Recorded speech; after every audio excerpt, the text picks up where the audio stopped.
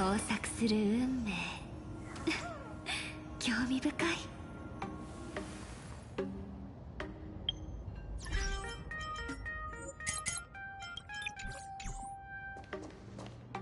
I've explained it to you so many times already.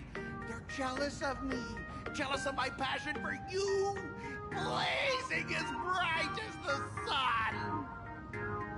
So she set me up on purpose, making me into what you girls call the maniac of the swirling waters. You have to believe me, Lakshmi. I'm innocent.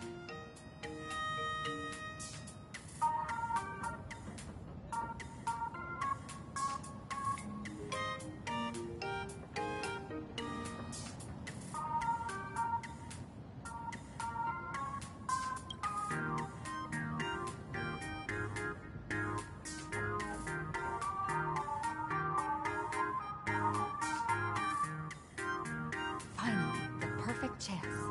Come on, hurry and confess! Oh, Lakshmi, stop tormenting me like this! Say something! Scott, did it ever occur to you that the gray-haired human you say is so jealous of you might actually want to possess you?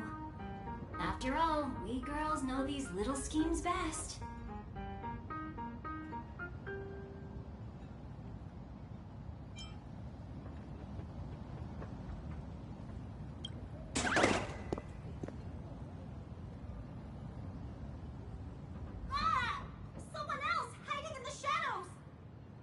Lakshmi?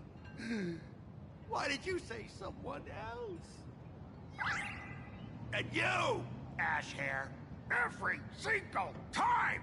Why do you have to completely ruin all the important moments of my life? Scott, weren't you the one who called me to the rooftop for a duel? Huh?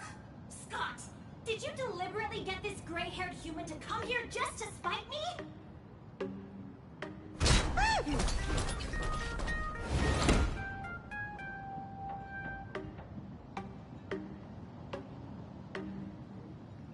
No! I challenge you to a duel.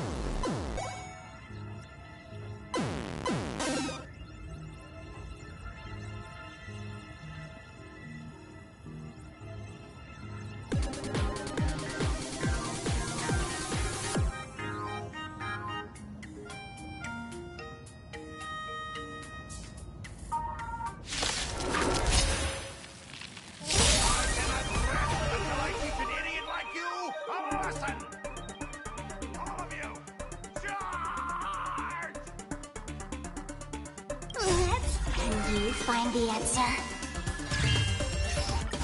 Dragon soaring above the land. This is permanent! Mountains move. Dragon rise! Blessing in disguise. Divination says the top.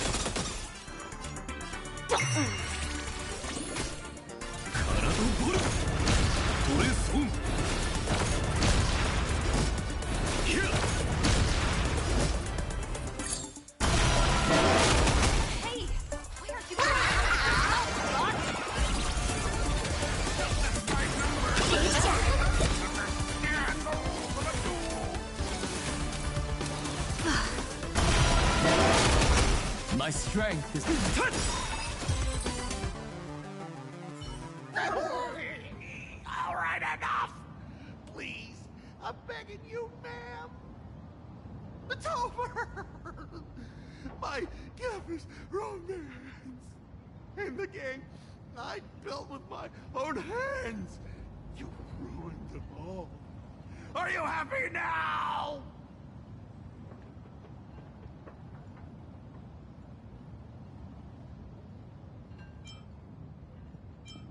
Quiet! I need to calm down. You stay away from me.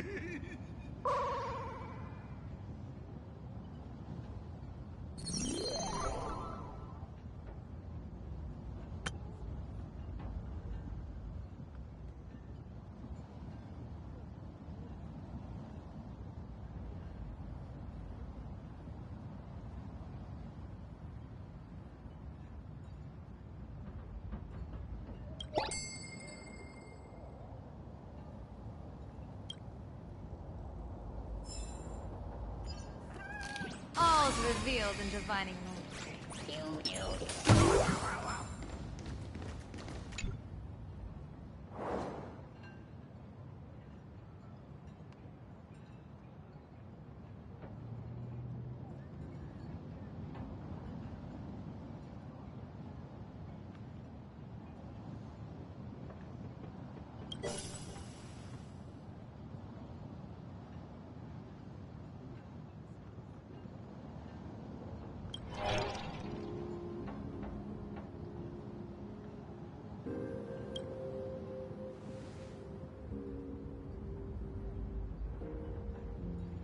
That's Scott. No, wait. I remember now. We found Mr. Yang in the dean's office, but Sparksy suddenly popped out. We were actually here to find Miss Dolly. But why did we come to see Miss Dolly in the first place? Yeah. What exactly did we come here for? Remember how Sparksy kept ordering students to rummage through every corner of the school? Students, today is campus cleanup day, so help Dean Sparksy find that thing. Search places like the archive room from top to bottom. Maybe we should check out the archive room she mentioned.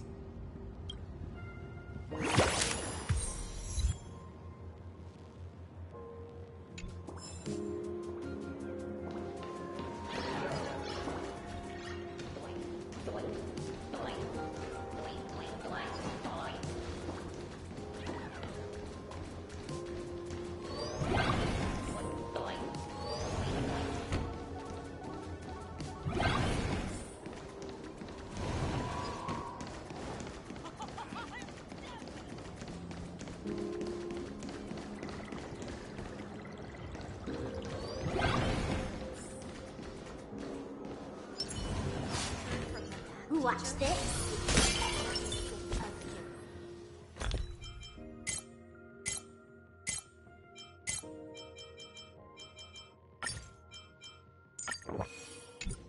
The fitness club looking good.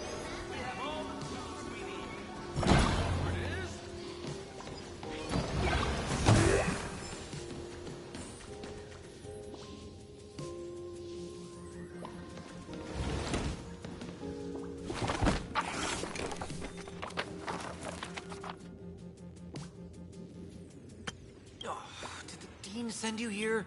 Seriously, leaving us here to do all the work is just too much. What's going on? Not paying attention in class is bad enough, but you don't even listen to the teacher's instructions? Have you seen a mask with a smile on it? The teacher told us to find it. A mask? Now I remember. We came here to look for a mask. What a coincidence. I'm here for the same thing. Get to work already.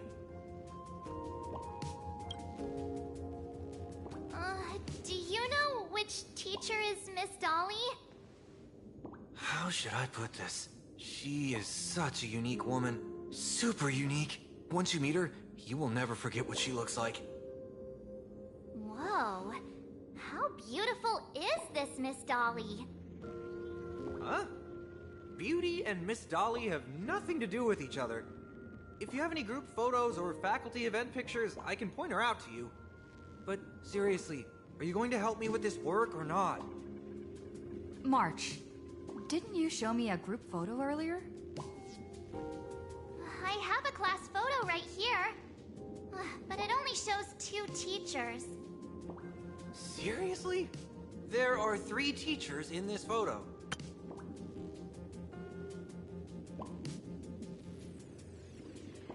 Isn't Miss Dolly right here? Wait, that's Miss Dolly? She's a charm doll? Probably the teacher who's worked the longest out of the entire staff. Wait, don't tell me you've never taken her Imagenesis class. I finally remember it. Himeko told us we must find Miss Dolly and take the mask back from her. Darn it. That wretched Sparksy had us running in circles.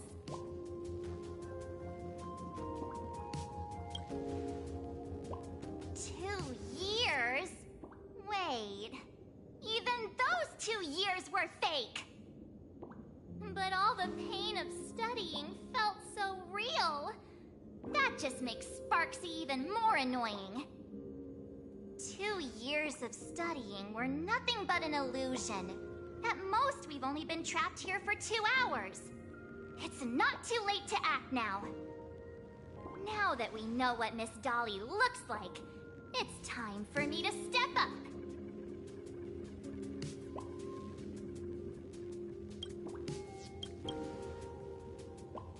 Miss Dolly has vanished. Either she's been captured, or she's actively hiding from Sparksy. All we need to do is find her. I'll show Sparksy how the power of the remembrance should really be used. It'll just cost us some film. Even though Miss Dolly is in hiding, we can still capture her lingering memories. Follow the trail of these memo sprites.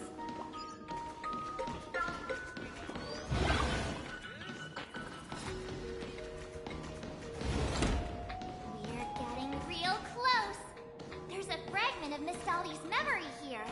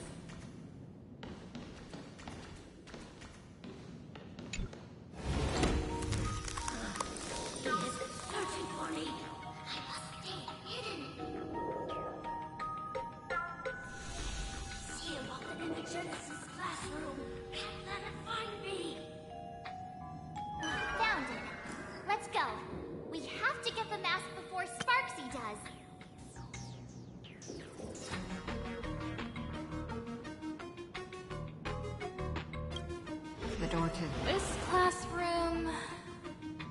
it's locked. Just as I thought. Better look for another way in.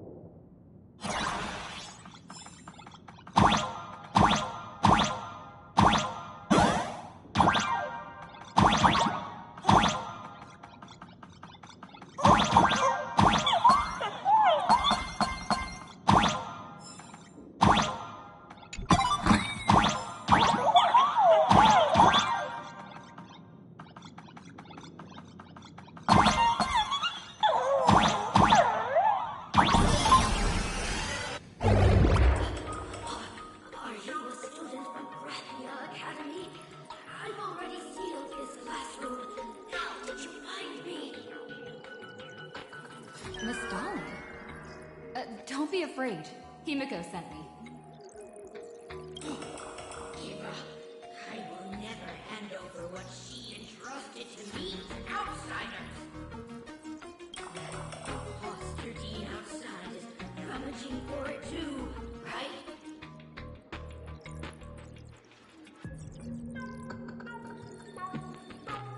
That's right. The masked fool Sparksy pulled off a takeover of the Academy. It took me so much work to find you. I'm one of the nameless on the Astral Express. And right now, I'm the only one who could protect you. Please, you must trust me. The Astral Express? Indeed. I read about its arrival in Plain Arcadia in the papers. It's so long to be Himiko's friend. Answer a few questions about her. If your answers are correct, I will entrust you with the mask. I'm ready for this. Fire away. What kind of coffee is Himiko best at brewing? But wait a second. How could you ask such a question? Don't you know her coffee is absolutely undrinkable? Looks like you've suffered from it yourself. Then here's the second question. What kind of people does Himiko hate the most? A real chatterbox with a silver tongue. Word is, she even managed to kick a nameless off the Express because of that. I may not know much about her time on the Express, but that does sound just like the bossy vibe she had back in school. Very well, I can almost trust you. The final question. Himiko experienced the greatest regret of her life during her time at this school. What was that? Who knows? Could it be about that time she got a stylish short haircut to keep up with the trends? She actually told you that story. It seems you really are her friend. But that's not the answer. Huh? Did I really get played by that guy? It isn't that you were wrong. Perhaps Himiko never told you. Now that I think about it, she might never bring herself to share such a burden.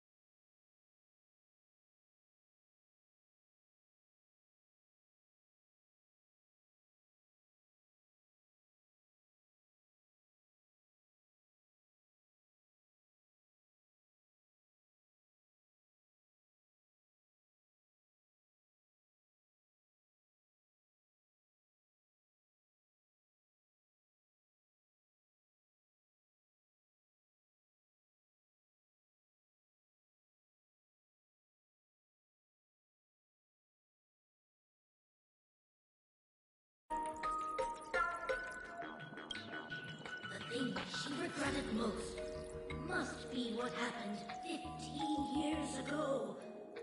No, better not bring that up. I believe you. You truly are Himako's friend. Then, since you've proved that you're Himako's friend, I will give it to you.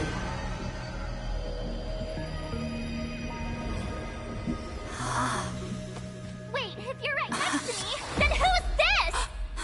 Thank you, Miss Dolly.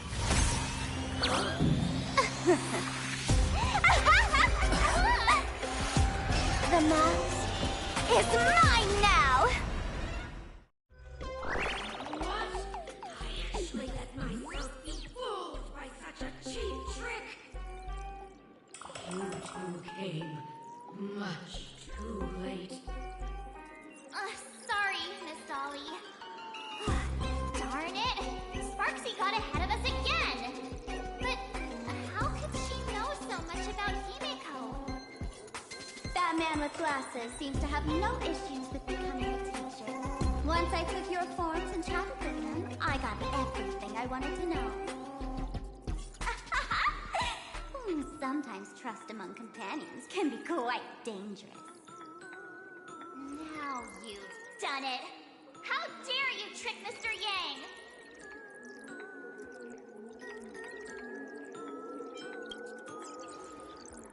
You have really made me angry. She can't run away anyway. So, why don't we take the mask from her by force? Woohoo! Congratulations! You figured out my plan. But the mask of elation that has been worn is like a clip movie ticket. It only belongs to the one who used it first during the Ventus Moon Games. Seems you're completely unaware of such simple common sense. How sad. What? Astral Express out! The only one worthy of joining the games is the adorable Sparksicle. Now then, it is time to treat my fans. You two will stay and witness my Sparksicon that I've carefully prepared, right?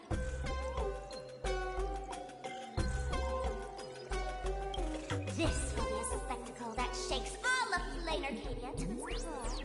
A grand performance unlike any before. It's brought to you by Sparksicle and live streamed across the entire web. You don't need to know the program list, because I will erase the last residues of resistance and hostility in your hearts, and turn you into my loyal fans. My dear fans, time to prepare. Carry out these two noisy haters for now. I have more important work to attend to.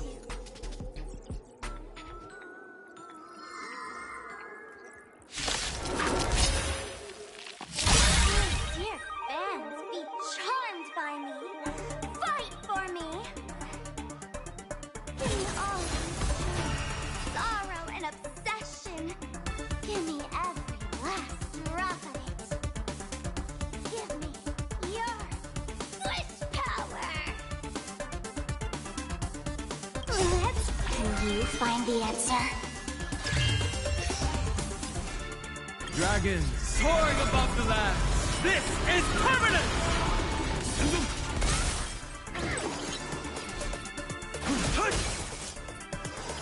Trouble ahead. What? It's my fault. Did that feeling spiffy? 体ゴルこれ損どこに行く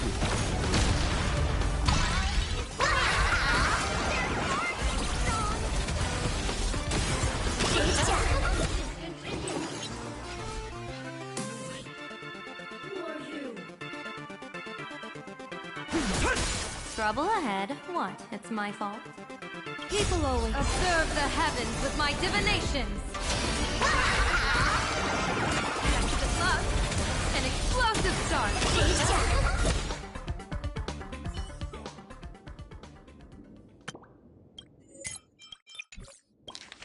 心配ない。俺が何とかしよう。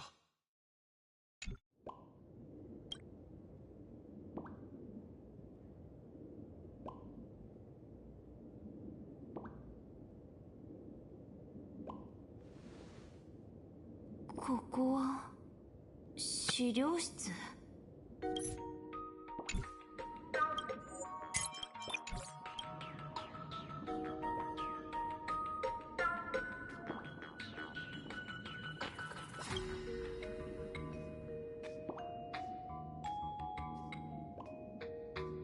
Hey there, my sweetest fans! The mission of finding the mask in Miss Dolly has been a complete success. But just moments ago, a gray-haired, black-hearted hater slipped into the academy, plotting something dreadful against Sparksicle. I am so scared. You won't stand by and let the adorable Sparksicle be hurt, right? Where could she be hiding in the school? Please? Let's root out this villain together. Everyone, let us drag that intruder out. They will not be able to hide for long.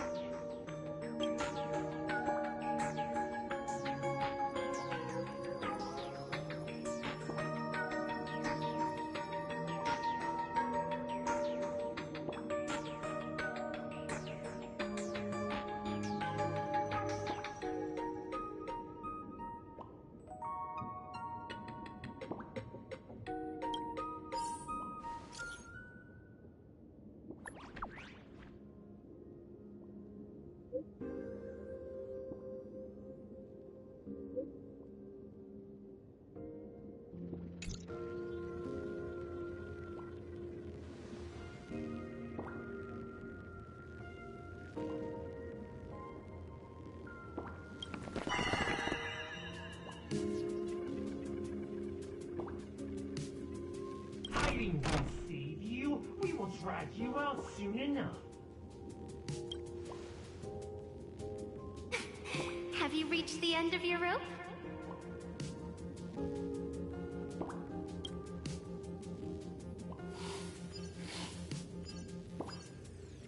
All's revealed in divining light.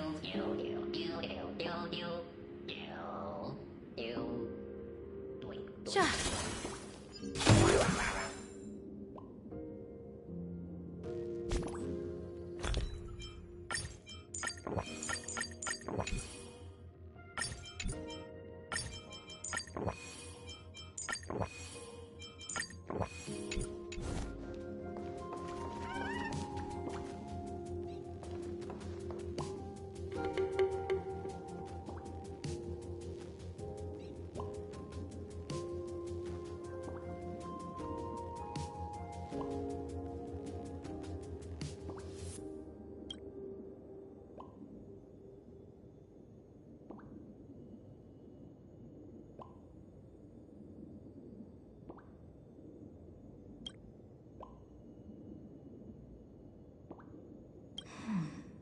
This pink-haired person.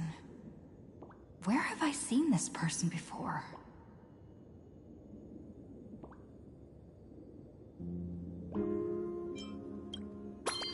I remember now! She's the fox girl in the class photo!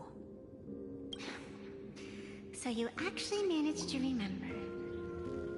Seems like this is what they call in comics a fateful encounter. You stumble into a bit of trouble and I will happen to show up here. Hey, come a little closer, will you? Come closer. Even closer. Don't be so scared. I don't mind. Oh, shoot. I think I'm stuck inside. Give me a hand.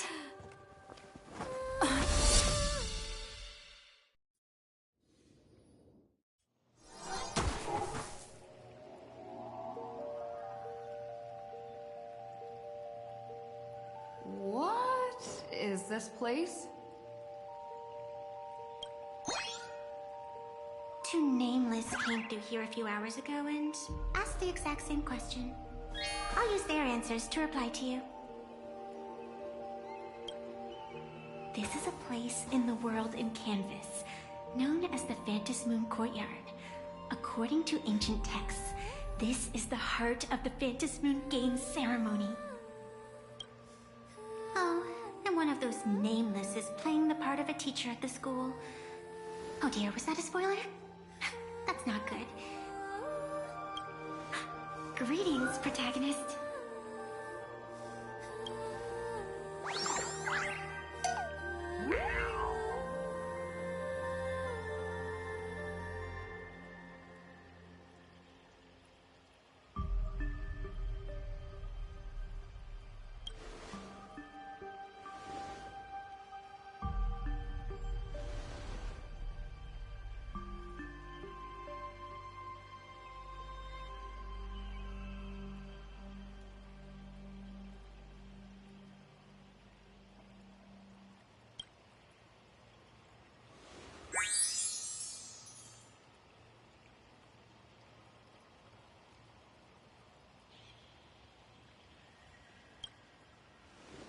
Greetings, Miss Fox.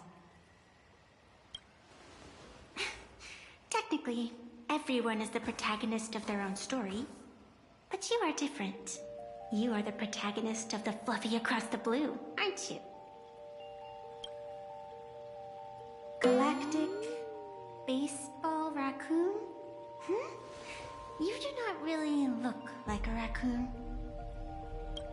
I forgot to introduce myself. You can call me Evanessia. Great seeing you.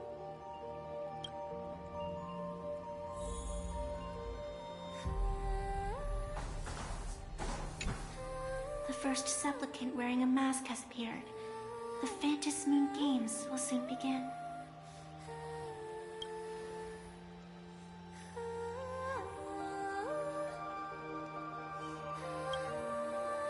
Do not be afraid. Just think of me as part of the audience. Like a reader following comics and cartoons. A bit of experience. Just like someone who has read enough comics can get superpowered battles and schoolyard romances without any instructions. Do you seriously mean you've never read it? The comic that has taken this world by storm? It is inspired by the adventures of the Astral Express, telling the tale of cute little animals riding a train across the cosmos. Fluffy Across the Blue.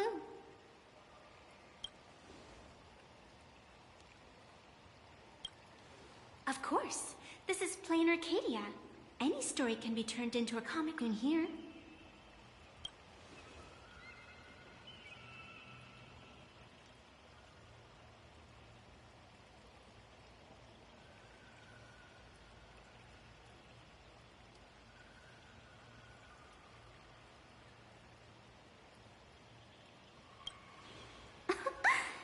You are such a curious one. You were fleeing for your life a moment ago, yet now you can talk so casually about such nonsense. Is that really what matters right now? Still, that sense of ease, it is entertaining.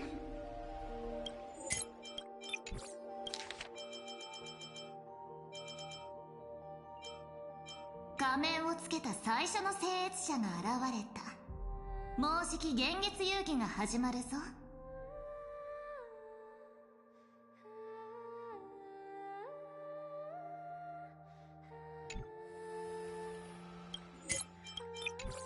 Since you managed to amuse me for a moment, I will grant you a little aid.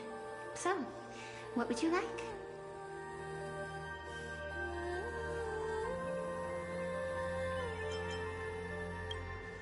I don't like it when someone answers my question. Think before you speak. I can see it in your eyes, Miss Raccoon. You will not accept defeat.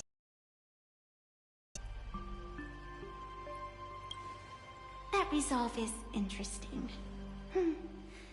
There will always be foolhardy supplicants donning the mask in these ancient Phantas Moon games, laying before the Phantas Moon their madness, fancies, and humor.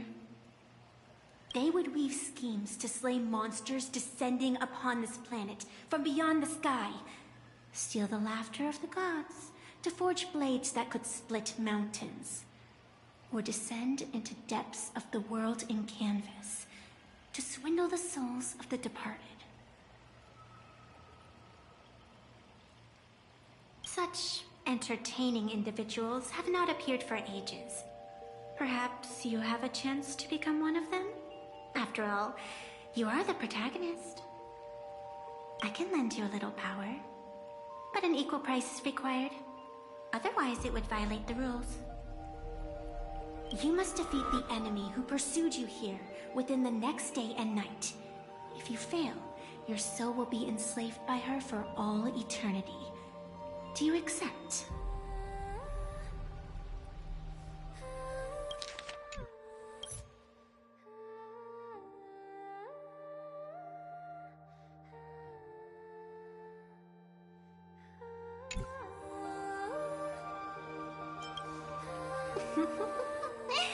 Then it is done. Phantas Moon above, and sacred tree below. Witness this oath at this moment. As constant as the vault of heaven, as certain as the moon's rise. Let it be never forsworn. Now come, let me make you more of a protagonist. Oh. Yes, that's it.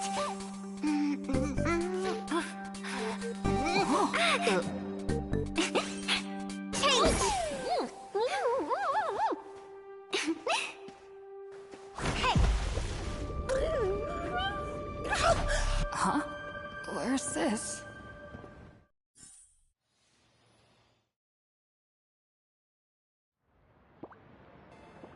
Gray hair, are you alright?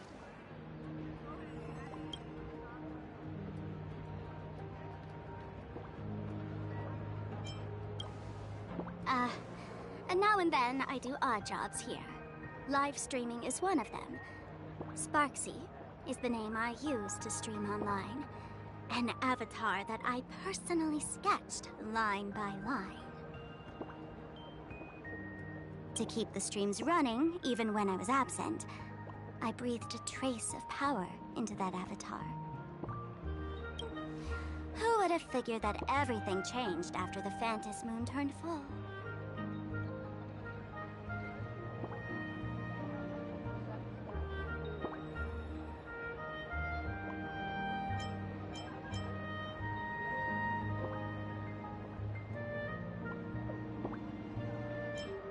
She's nothing more than a basic skin that's desperate for online attention. Don't compare her with me. People offload their wishes and desires to her, and in the end, she too got consumed by these emotions. Once a creation gains a will of its own from the attention of the masses, even its creator can no longer restrain it.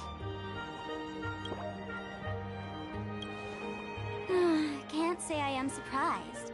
It sounds exactly like something I would dream of, and something she would carry out the moment she awoke. Still, it ain't too bad compared to the horrors that unfolded in previous Phantas Moon games. At least you still have friends willing to stand by you, right? I've been watching you from the start, waiting for the right moment to step in and help. Sadly, you were either with the IPC's people, or with the Department of Aberration Defense. Then you and Darling March wandered right into that school of bad omens. That was when I realized things had slipped out of my hands. So tell me, what happened in that school?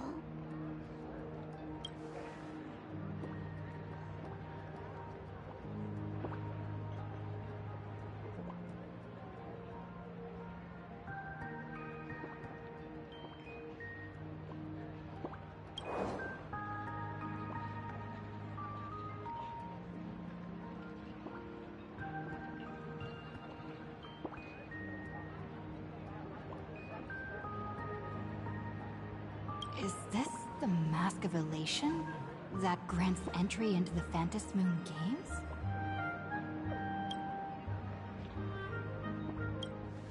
What do you think? Call your companions on the Express ASAP. Or, since this is a civilized society, you could try phoning the Security Bureau. But these matters are obviously far beyond what they can do. They say that no one could restrain the supplicant's actions in the past. Ah, those were the good old days of freedom. Gray hair, you are so naive. You've been to countless worlds. When the skies collapse and the end draws near, what can the authorities possibly do? Don't make their jobs too hard. The Phantom Moon Games are nothing less than a ceremony set down by the Master of Elation.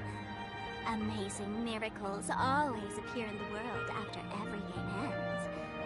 Like the birth of a new imaginé, unthinkable phenomena, or a future brimming with hope.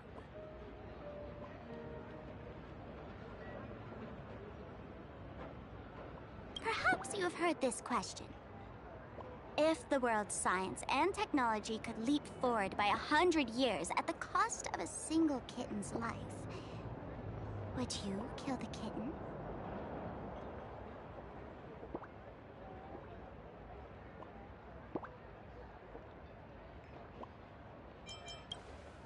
Natural disasters, traffic accidents, sudden illnesses. The number of deaths from such causes in this world could fill a small city every day. The Phantom Moon Games are just erasing one school from the map. Isn't that much better?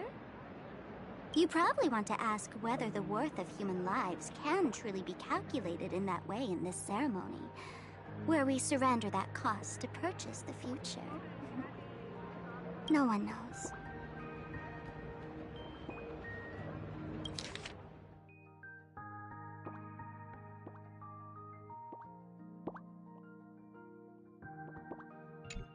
Whatever. This is not the time to debate over ethics. Gray hair, are you gonna save Darling March and Mr. Yang or not?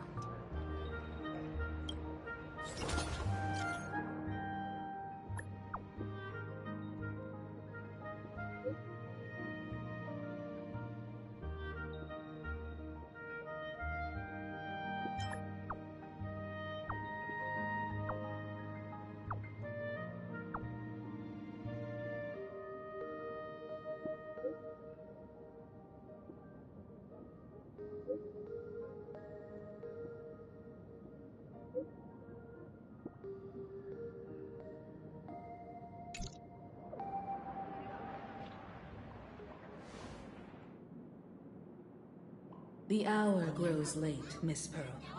Matters regarding the Express demand our attention.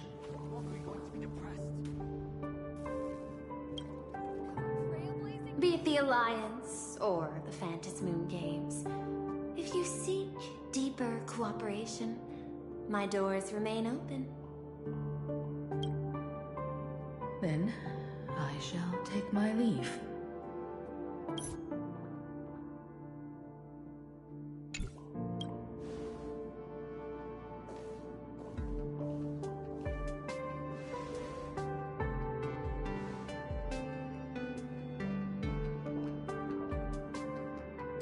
Intricate human social interaction models are.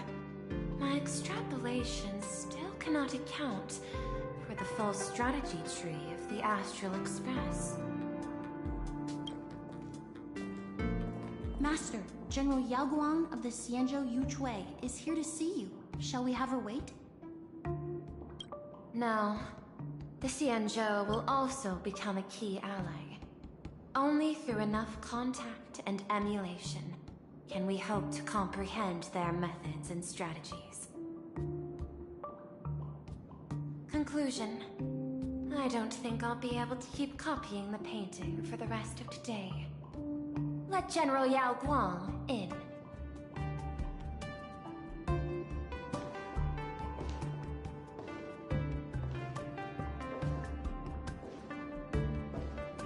I am the honorary dean of the Omniscience Sapientia Academe, master of the Decalite Reflection Barrier, bearer of the Xianzhou's intangible cultural heritage, the sparrow-shaped fist, and the seer strategist, General Yao Guang. Thank you for seeing me despite your busy schedule, Madame Pearl. For a moment, I nearly mistook your words as a fault in language processing. I believed you had brought the entire delegation inside. Few Intellitrons in the cosmos have a sense of humor. I have heard that, like that genius, you are one of the many wonders wrought by the celestial differentiator of planet Screwloom. Meeting you in person far outshines your reputation.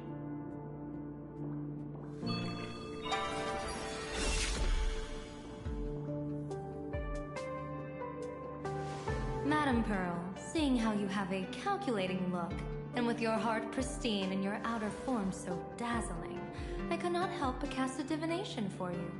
The hexagram lies between fire and heaven, demonstrating a bountiful harvest with your fortunes lying at the zenith or even beyond. I have no training in divination. General, may I ask you to interpret it? Then let me speak in terms even an Intellitron can follow. I extrapolated your fortune using the Xianzhou's predictive algorithms. The result is 101111, a sign of great blessing. If you treat others with sincerity, abundance will follow. I have long heard of the Arbiter General's legends. The strategy of General Jing Yuan.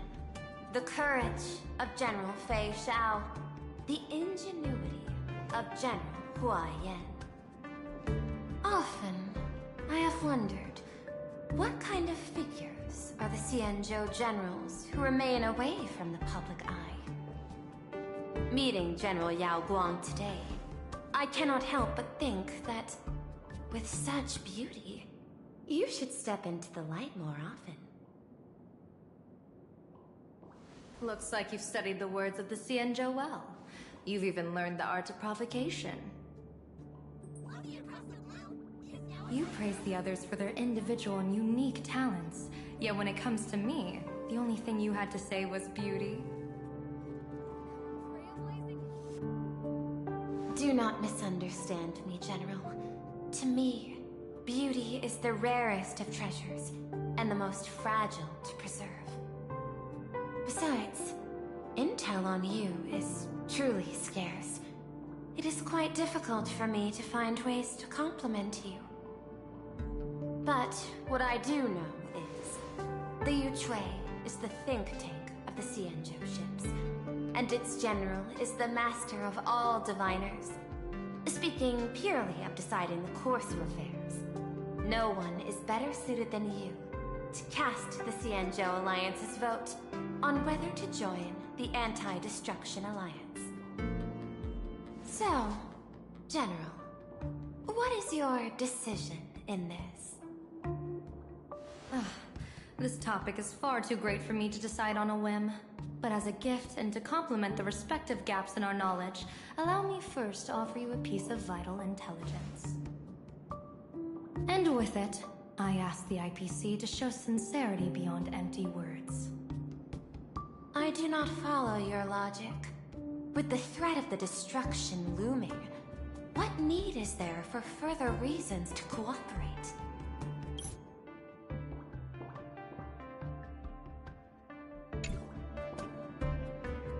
Set a mighty foe as a common goal.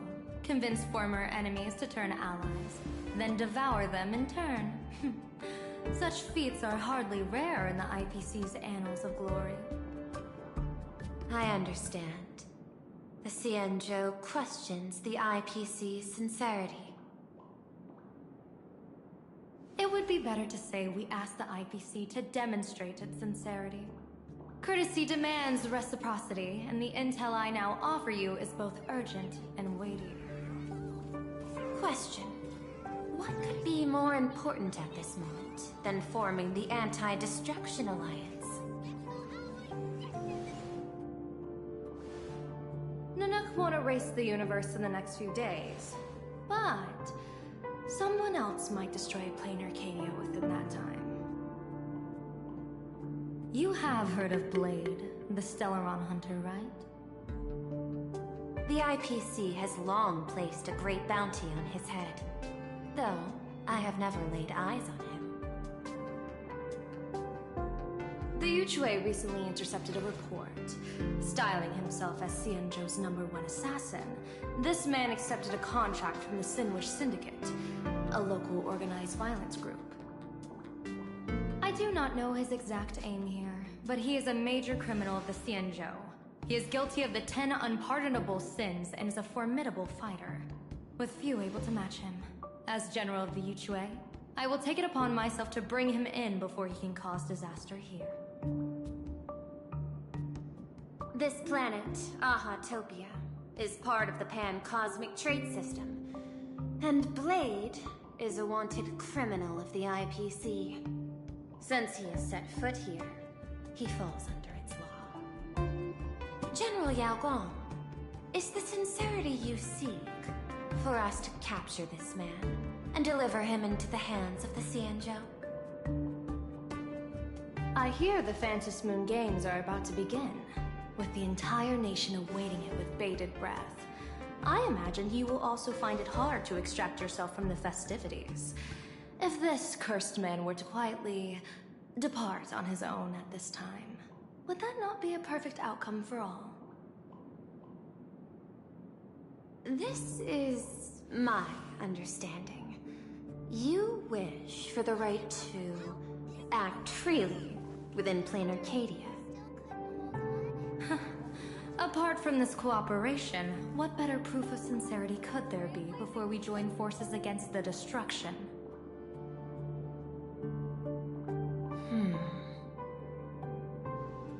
Deal.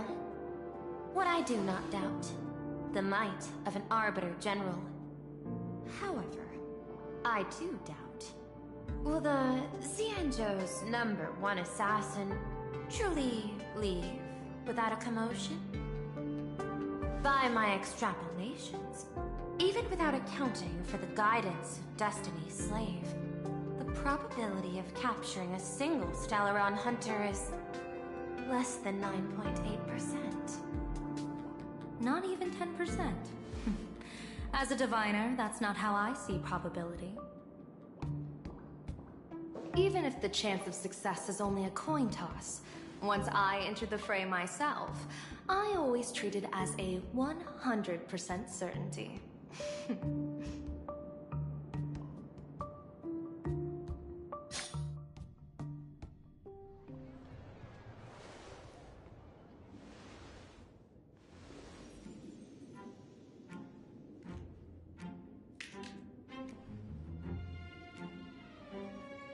Is that even a question? 100%. Of course. In other words, there will be no survivors. Anyone who recognizes my face, I will not let them off even if they hide at the ends of the world. I was willing to make an exception when I was hired by your gang's leader, but I see you folks are not interested in accepting my goodwill. Not that I don't trust you, but you know the rules of the trade. You hire someone to do a job, you gotta see what they're made of first. People say that the Lords of Hell are easy to deal with, but their underlings are the real trouble. If a group's underlings don't know their place, even their masters may not be safe. So, since the mighty Sinwish Syndicate gang actually had the guts to hire the Xianzhou's #1 assassin, I guess you are also ready for destruction.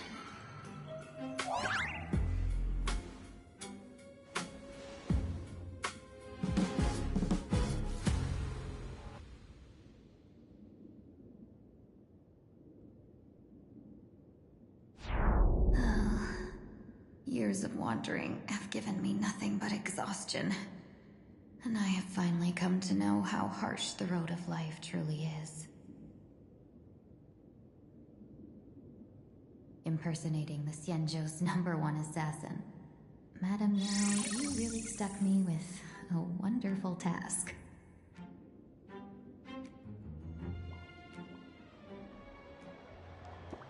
Please take great care during this mission, Miss Tingyu. If any misfortune should befall you, I would have no way to answer to your Helm Master Yukong. You worry too much, Madam Yao. When I pledged my resolve to Madame Yukong and departed for the Yuchue, I had already steeled myself for the worst. But, may I ask, does this task of misfortune really have to fall upon me? I cast a divination today. This task lacks the fire element. Without the whistling flames and the caster's knack for diplomacy, this task cannot succeed. The place you're heading to is crawling with gang members. If they pick a fight, you can try to drop the name Xianzhou's #1 assassin, and they might step aside. Do not worry, General. I have journeyed far and wide with the merchant guilds for years, and faced no shortage of danger. A handful of gangsters is hardly difficult to deal with. If you're not afraid of danger, then why have you not set out yet? Shall I reach your fortune and give you a little peace of mind? What I fear is that fortune-telling of yours. No, what I really fear is you, Madame Yao. Afraid of me? Am I so notorious on the Xianzhou Lafu? I've heard many tales about you. After the Battle of the Fanghu, you willingly surrendered your command token and became a general in name only, with neither troops nor soldiers. They also say that the seer strategist, for the sake of a tiny chance at victory, stood by as her mentor went to a noble death, treated the countless lives of dead verdant knights as nothing more than numbers consumed in her divinations, and even doomed an arbiter general. Are you afraid that I, the cold-blooded diviner, might send you to your doom here in plain Arcadia? Bold words for a little fox. It's just a bit of my curiosity about you, General. I hoped you could clear up a few of my doubts. Seems like I wasn't wrong about you. You can face a Xianzhou general with such composure and dignity.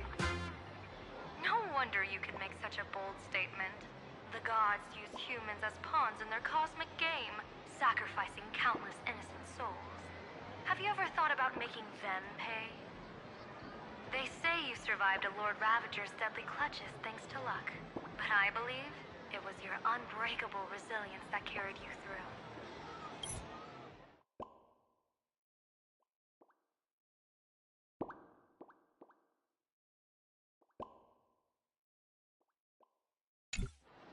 You flatter me, Madame Yao. One must glean some wisdom to be worthy of enduring such a life-and-death ordeal.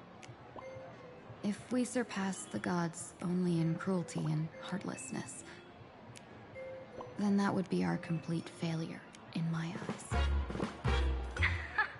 Excellent. I couldn't agree more. Miss Tingyu, you've passed the interview.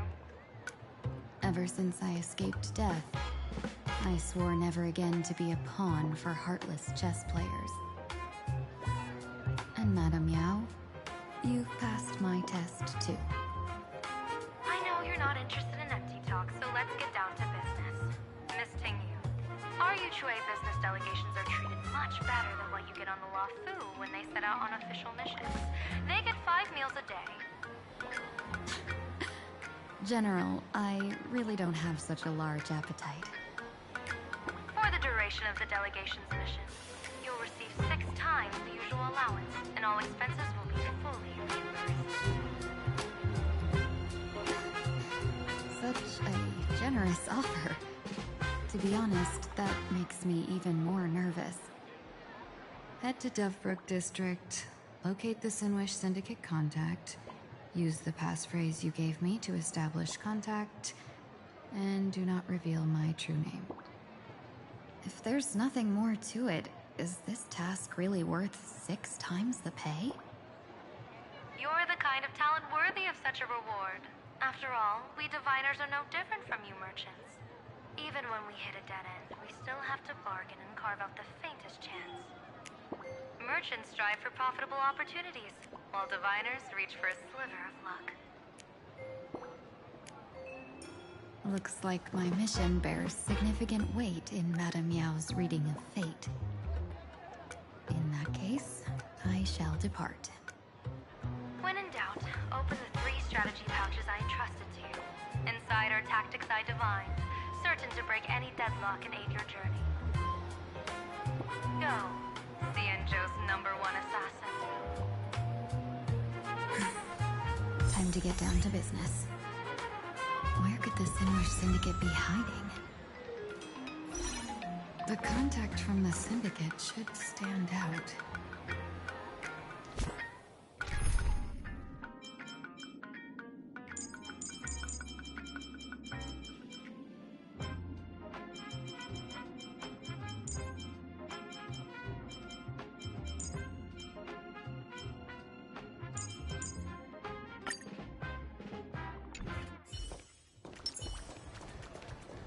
Incense ascends. Blazing hot! Fire!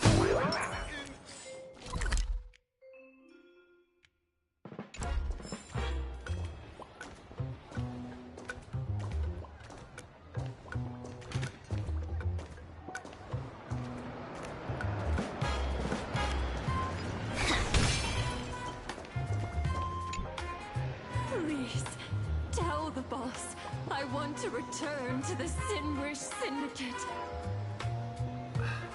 Ma'am, maybe it's time to rest in peace. Don't you remember dying during that mission a few weeks ago? The you right now is just a lingering obsession left behind after death. According to the provisions of the Fey-Kind Protection Act, ghosts are not considered the same as they were while alive. In other words, you are a new Imagine, barely 3 months old. Are you a lawyer or a gangster? I gave my life for the Sinwish Syndicate. And now you mean to shut me out? These two are members of the Sinwish Syndicate? Don't you get it? The old you's dead. And even your criminal record got wiped clean. The leader's trying to say that now you've got a chance to keep to the straight and narrow. You shouldn't come back to the gang. How am I supposed to convince you? Hey, Fox Girl, you eavesdropping over there? I'm just a Xianzhou person here to talk business. Could you tell me which way to the Sinwish Syndicate? I come from the Xianzhou to discuss a deal. A deal that wears me down, yet tears my enemies apart. Business? From the Xianzhou? The Sinwish Syndicate office is just across the river. Have a safe journey. He doesn't seem to have understood the passphrase. But the news that the Xianzhou's #1 assassin is coming has already spread through the organization.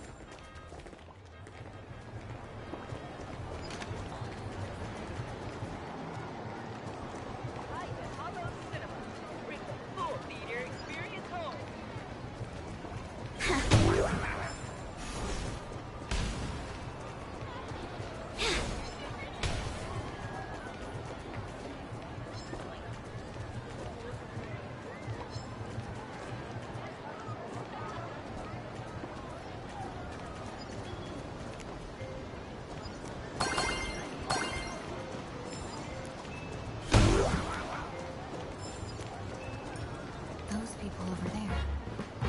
Are they also members of the Sinwish Syndicate?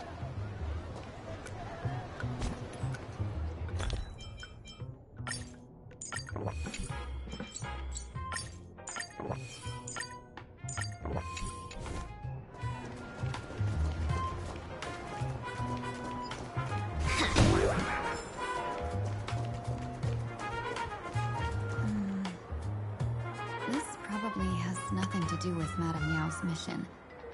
I should look somewhere else.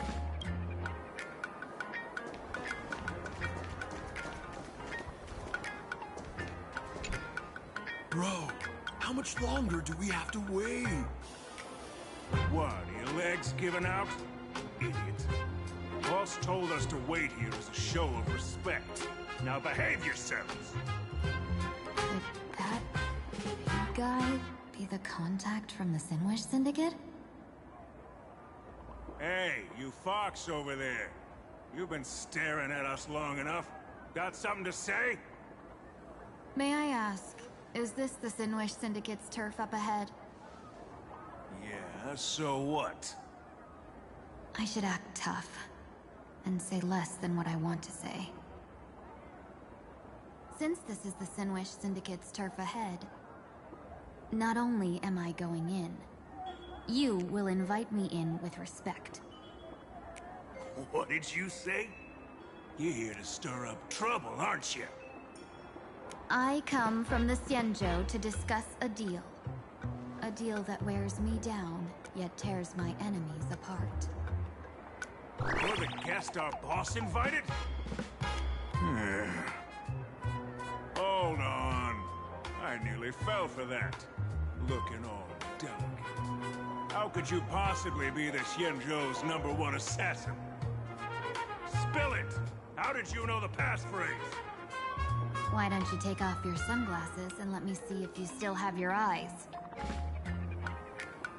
The Xianzhou's #1 assassin is nothing more than a nickname coined by the common folk.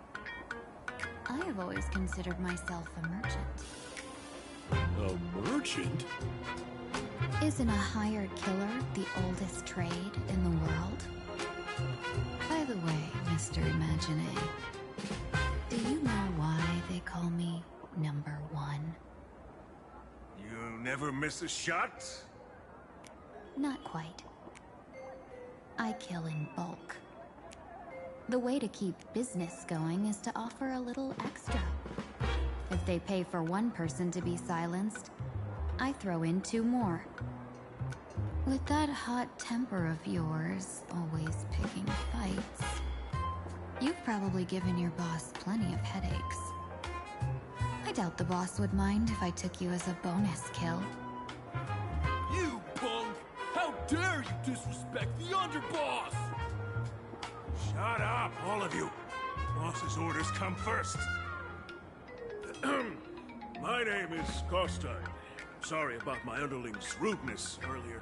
I'll cut a finger off later to make amends. There's no need for that. I only collect heads, not fingers. No worries. Won't be my finger anyway. These brutes should be easy to handle. They've never seen the face of the Xianzhou's #1 assassin, so this will be much simpler. What should I call you? Yelling assassin, assassin every time just won't cut it. Just call me the Tarrying Fugue. The Terror in Fog. That name oozes menace. Completely overwhelming. Now then, can you lead the way?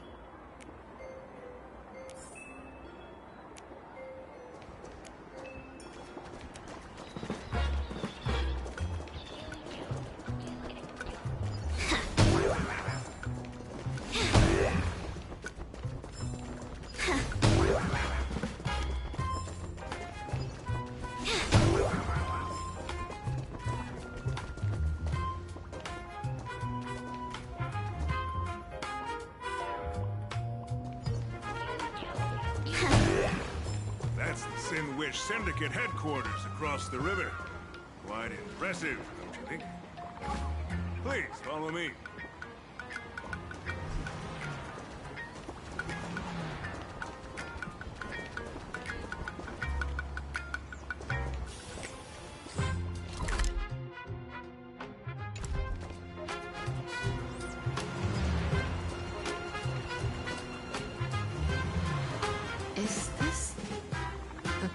message in the painting? Of course. The Sinwish Syndicate has it under our command for now.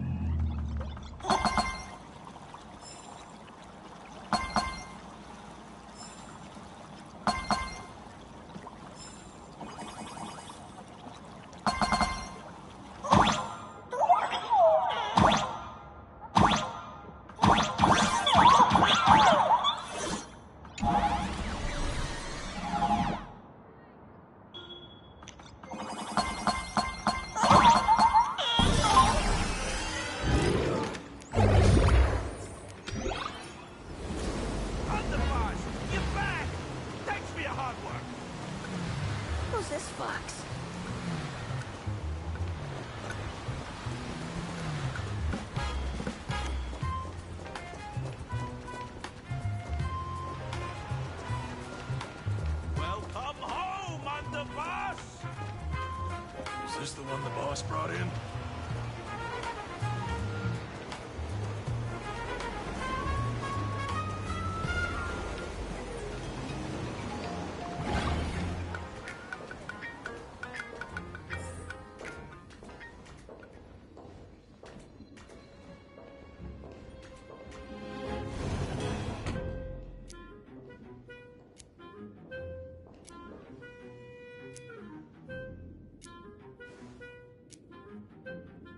Underboss, I mean no disrespect, but is this frail woman really the one the boss invited?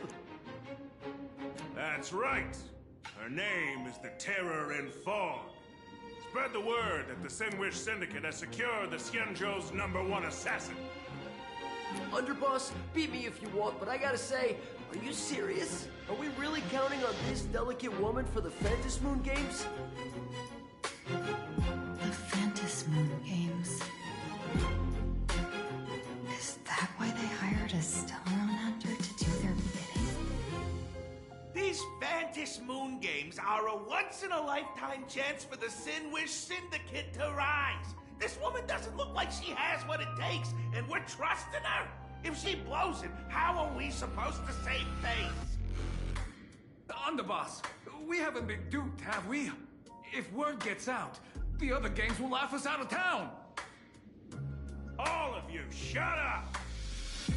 Useless. Lady Terror in Fog would wipe the floor with you even if you all came at once.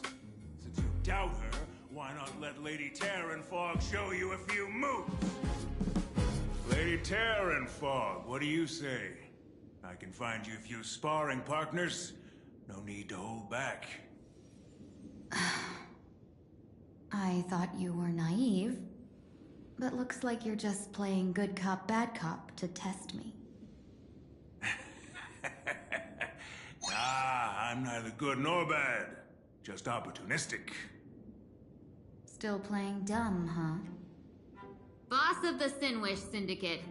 Your people wouldn't be doing this on their own. I know you can hear me. I came for business.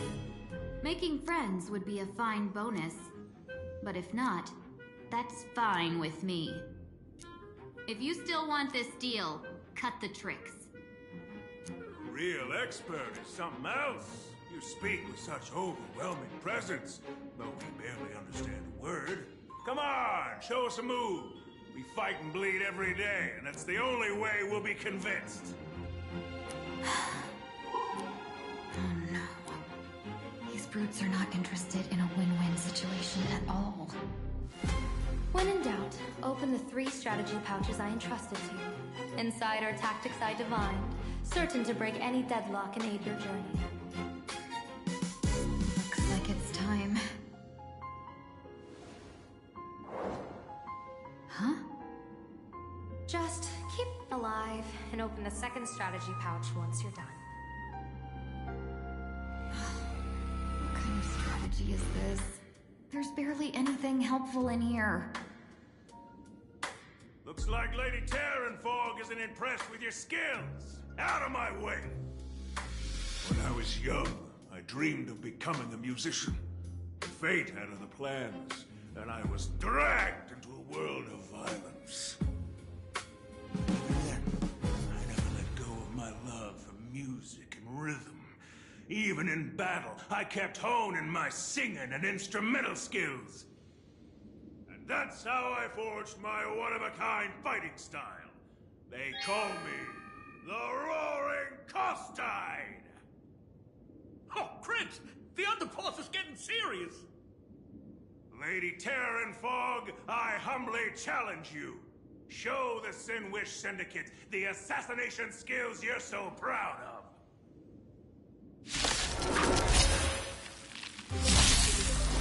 Looks like I'll have to fight back against these reckless brutes.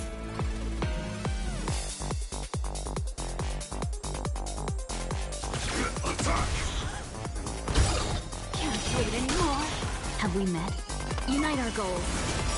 The candle flickers in your breath.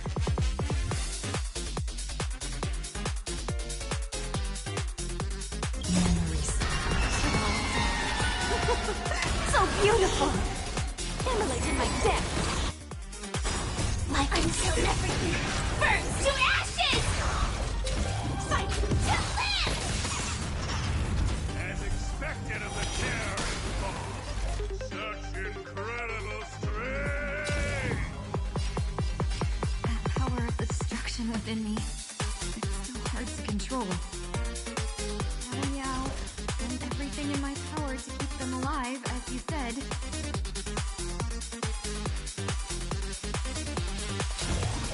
Firefly Type 4, awaiting orders. Set the sea aflame!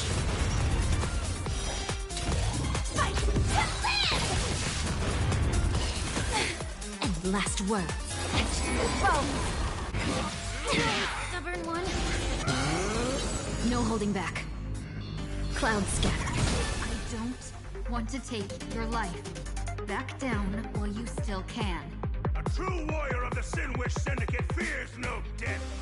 Don't underestimate. Underboss, bad news. 2 more weird dudes just showed up. Cut your bull. I can see for myself. Never thought visiting an ally would mean crashing into a local gang's hall.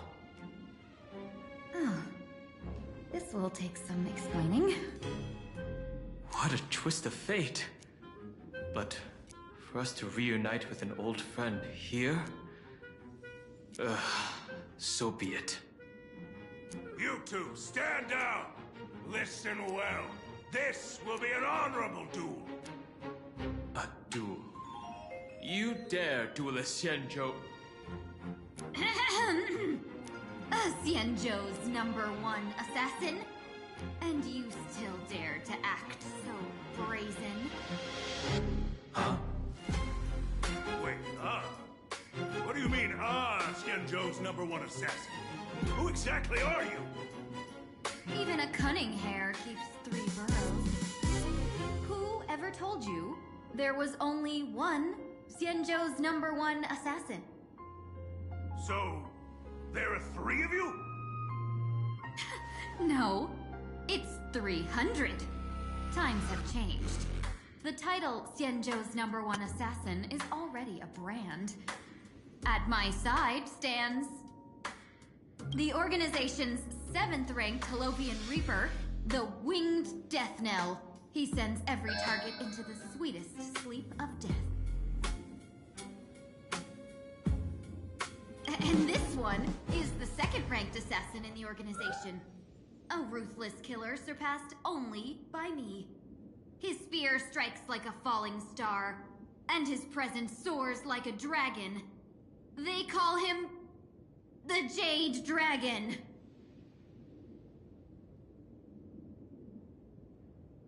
Then you are...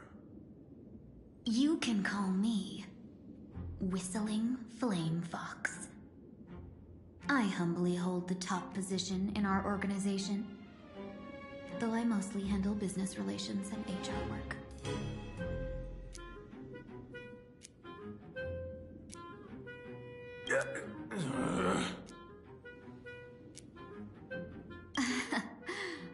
Hard to believe. isn't it?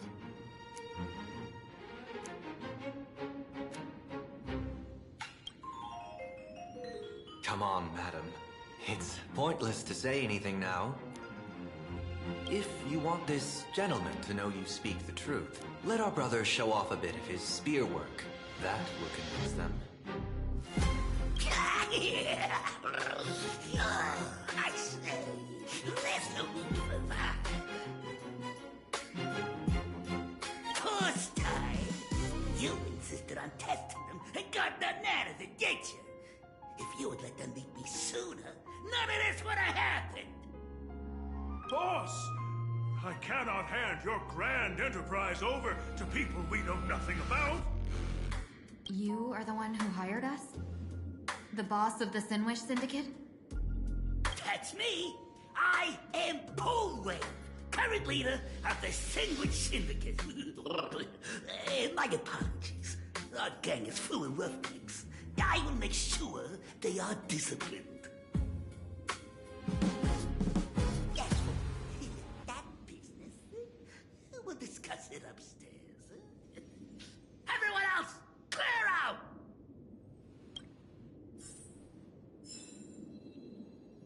Incense ascends, entwined with ethereal clouds.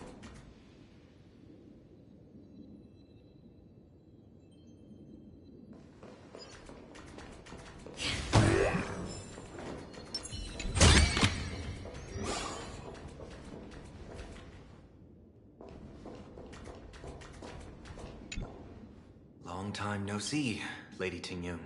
It's been a while since we last met in Penacony. I am truly grateful for your quick thinking. To avoid revealing too much, I made up false names and titles for you two just now. If you were offended, then I beg your forgiveness. This place is a hotbed of trouble. What brings you two here? When Sunday and I contacted the Shenzhou delegation, they asked for our help. They claimed someone from their group had lost their way here in a foreign land and was captured by a local gang, and they wanted us to help. It was clear there was more to the story, but we came anyway. Who would have thought? It turned out to be true. Lost? Captured? There must be some misunderstanding. Alas, this rumor was likely a destiny arranged by Madame Yao. Did you just say Madame Yao? Do you mean the seer strategist from the Shenzhou Yuchue? I happened to hear of her back in Penacony too. They say she is the diviner general, one who lives in seclusion. Did the Alliance send her this time? Lady Tingyun, you stepped into such danger yourself. Do you have a vital mission? You two are no strangers, so I will speak plainly. She's the one who sent me here on this mission. The Sinwish Syndicate invited the notorious Xianzhou's #1 assassin with the intention of hiring this person to participate in the Phantom Moon Games. But the delegation's intelligence revealed that the person was none other than the Stellaron hunter, Blade. Him? I assumed the title to come here, to uncover why the Stellaron hunters are involved, and how he will enter the game. So, how's it going so far? By sheer twists of fate, everything has gone smoothly so far. But as for what comes next, I still don't know anything either. Still, Madame Yao entrusted me with 3 pouches before I departed. Each said to hold a stratagem. Well, let us call them stratagems for now. And at this moment, it is time to open the second. A strategy pouch? So you revealed my identity after all. No worries, I've sent you some backup. Use them however you like. Open the 3rd pouch only after you've met the Sinwish Syndicate's boss.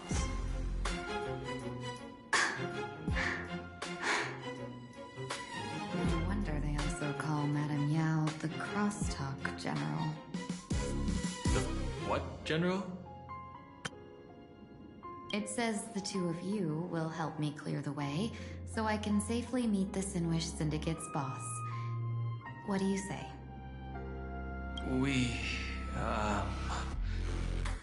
This place is perilous. Of course, we will accompany you, Miss Tingyun. As for the Stellaron Hunters, I too find them intriguing. Dan Heng, will you help me gather a bit more information? Of course. Thank you, Sunday.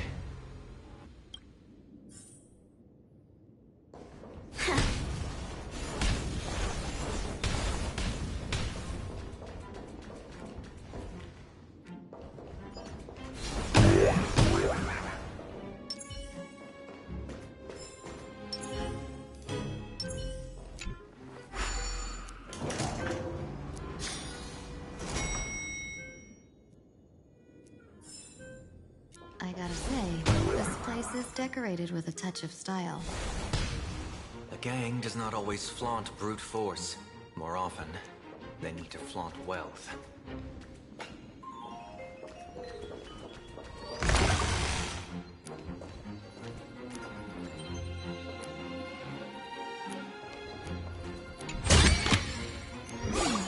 Our fortune is changing.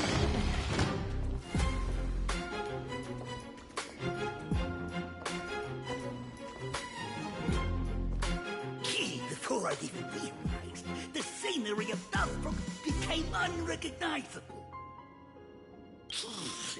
Back then, who would have imagined iron hulks running wild on the streets? Let alone us gang members being treated like vermin. You didn't call us here just to reminisce, did you? Of course not. Please forgive Course Tide's rude little test. That narrow-minded fella never understands why young people flock to things that come from other planets. Like Megatron, the best heroes, and the Astral Express. What he does not see is that while cosmic novelties are more enticing, big shots that hail from the cosmos are even more fearsome. Wouldn't you agree? You're a clever one, so there's no point in keeping up this charade. We're not Xianzhou's #1 assassins. You knew that already, didn't you? Yeah, I might not live as long as those Xianzhou folks, huh? But I got a decent eye for sizing people up. You may not be the #1 assassins, right? But your skills surpass even such assassins. So I don't care who you are. I pay good money for a sharp blade. But I don't give a fig about its brand. And where do you intend to use this blade? On the Syndicate. What? No, don't get me wrong. I'm not looking for blood. Instead, I intend to perform surgery on the Sinwish Syndicate. Yeah, look here. Yeah, through a certain connection, I secured this mass copulation. Yeah, the entry pass to the Eonic game. Yeah, some covet this treasure, while others fear it as a curse. Now, you claim the name of Xianzhou's #1 assassin. So surely you came for this. You want the god reward, don't you? You are our employer. Therefore, the festival's prize should rightfully be yours. What do you want from the Eon, Mr. Polewave? Yeah! I harbor no such an unrealistic desire. I'll leave this prize for you to claim as your reward. I'm happy enough to share in a bit of your glory. Whether you win or lose, all I ask is that when the press comes a-knocking, you say this. You were sponsored by the Sandwich Syndicate of Duffbrook. That is enough for me.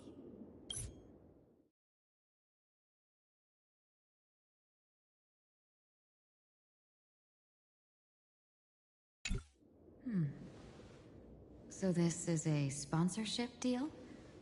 The Sinwish Syndicate only wants fame? Since we are not truly in your employ, are you not afraid we might break our promise and ignore your request? If you truly cared nothing for what I asked, why even raise the question, huh? As I said before, I may not have the long life of the Shenzhou people, but I do know how to judge people. One more question from me, please. Why are you so set on chasing fame? In plain Arcadia, imagination exists due to wish power. And that wish power comes from the attention, curiosity, and demands humans place upon these imaginations. The Sinwish Syndicate was founded to provide for those imaginations who were ignored, had no wish power, and were not needed by humanity. Unfortunately, ever since that seashell woman rose to power, our path of blood and violence had run its course. That's why I want the Sinwish Syndicate to take on a new form. One that will draw more attention than ever before. The Sinwish Strangeling Pension Foundation, huh? What do you think of the name? It's a cozy and heartwarming name. So, will the three of you, accept this job?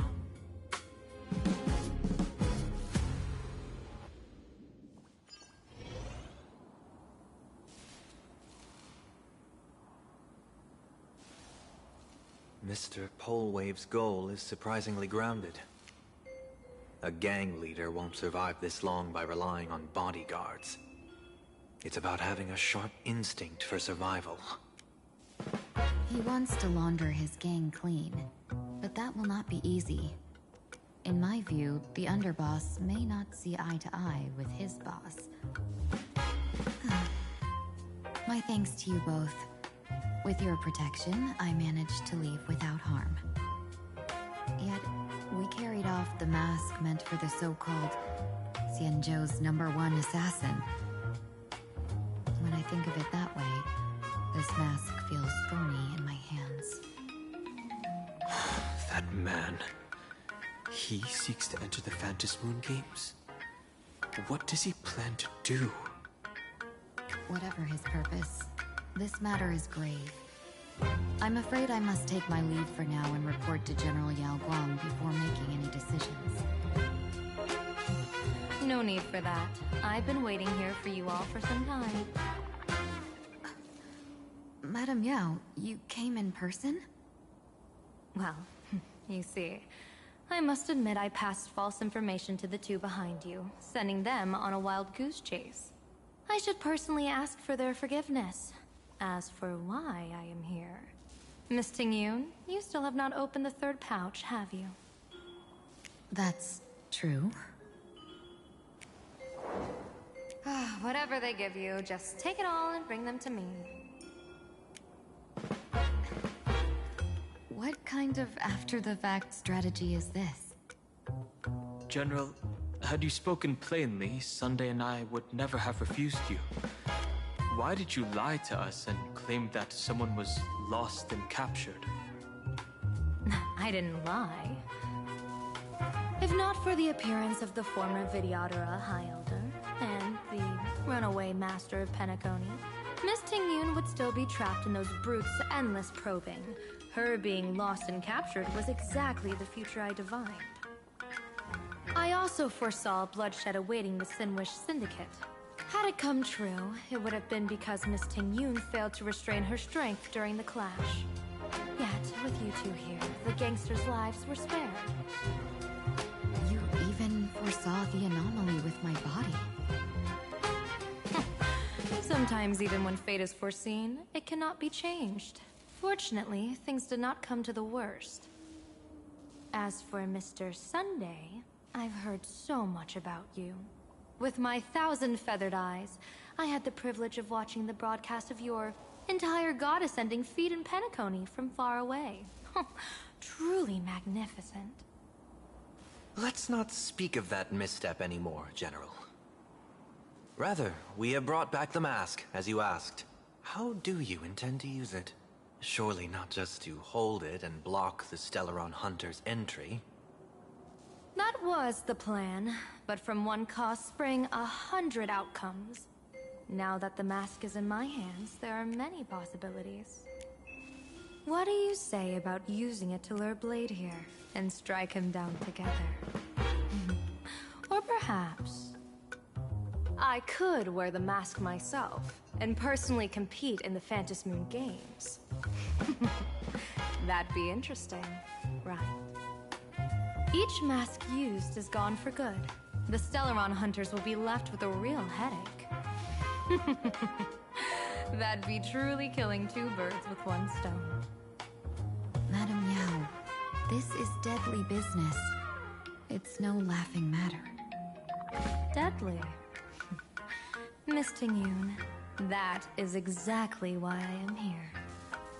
Not to put Blade in his grave, that is. His ties to the Xianzhou have long since frayed. There was no need for me to snatch someone else's assignment and come here only for his sake. Snatch someone else's assignment? So the Xianzhou envoy was supposed to be someone else? To be frank, this journey to plain Arcadia was meant for Jingyuan, the divine foresight. The Luofu Cloud Knights recently returned from the great battle against Iron Tomb, and the honor should have been his. Yet, before his departure, I cast several divinations on all parties involved and received this result.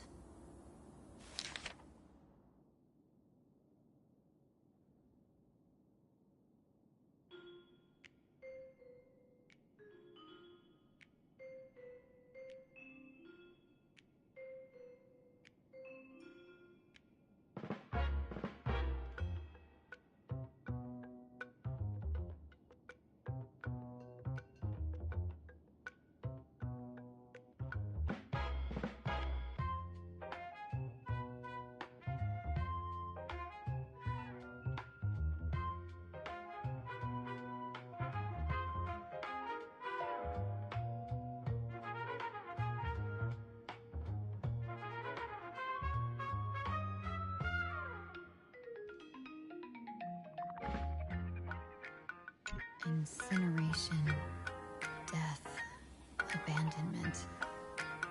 I may not know divination, but even I can tell that there is no good omen. Unfortunately, the two top diviners of the Yuchui and the Luofu, in other words, my junior soror, Fu Xuan and I, cross-checked each other's extrapolations and came to the same astonishing conclusion. An Arbiter General will fall in this Arcadia of elation. Even so, you're still taking the mission meant for Jingyuan? Yes. I contacted the Marshal and took over the task. I've simply never seen such a bizarre fate and wanted to witness it. Even if it means your death? It's only death. If I can die in these Phantom Moon Games to achieve a moment of godhood, then my death won't have sullied the Xianzhou's honor. Miss Ting-Yun, hand me the mask.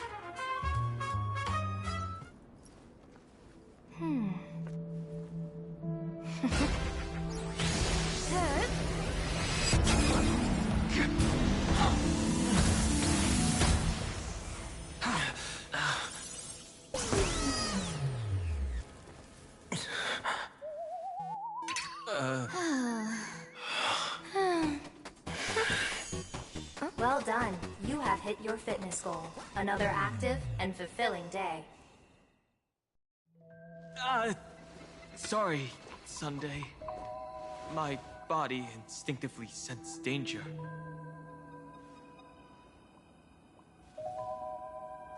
Once the mask for joining the Phantom Moon Games is worn, it binds tightly to the supplicant and manifests the shape of the wearer's soul.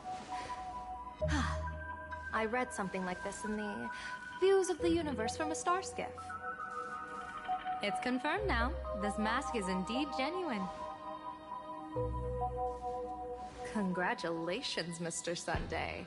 You're now a supplicant in the Aeonic game. What exactly are you trying to do, Seer Strategist? Twice now you've acted without warning. Do you mean to make an enemy out of the Astral Express? Dan Heng, let me take care of this. Sunday, are you planning to fight? Don't worry, I'm no match for this general.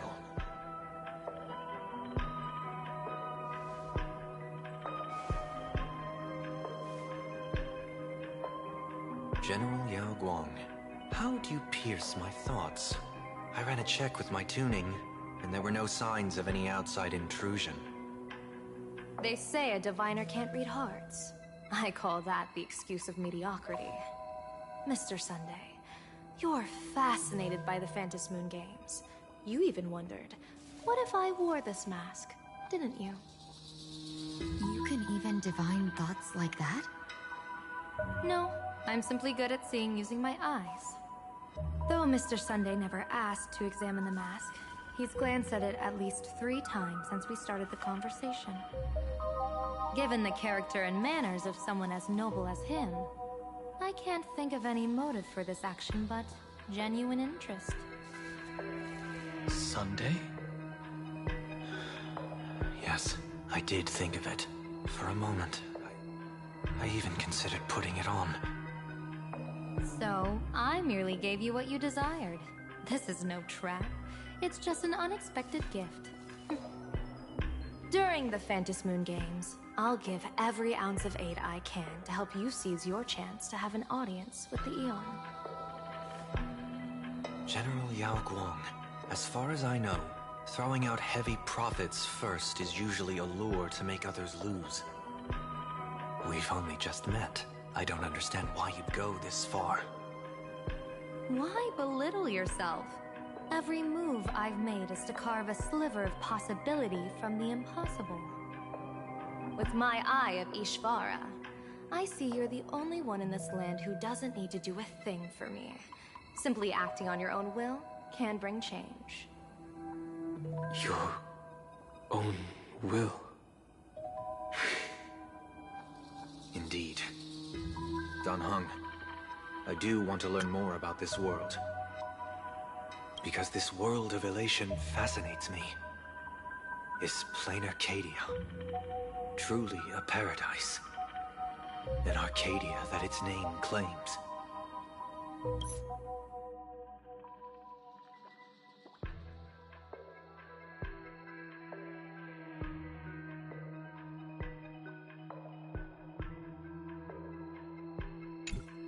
I once pursued a mistaken vision of paradise with stubborn resolve. Even now, I can't say for sure what a true paradise should look like.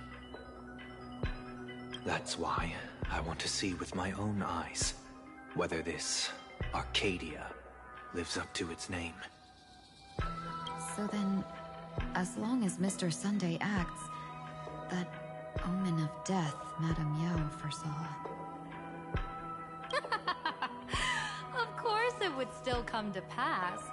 Did you think just a lavish gift could let you stroll out of Destiny's shackles alive? Pardon me for butting in, but does the Xianzhou know about this? This is such serious business. I'd never make this decision on my own. I've talked it over with the 6 charioteers of the Yue. If something happens to me, I'll line up a solid successor. She headed to the Yue on the day I left on this mission, just in case anything went wrong. There, with the other potential successors picked by the 6 charioteers, she'll train at the Omniscience Sapientia Academe in divination arts, war strategies, and civil governance. You mean Lady Fuxuan? She'd take over the Yue after you?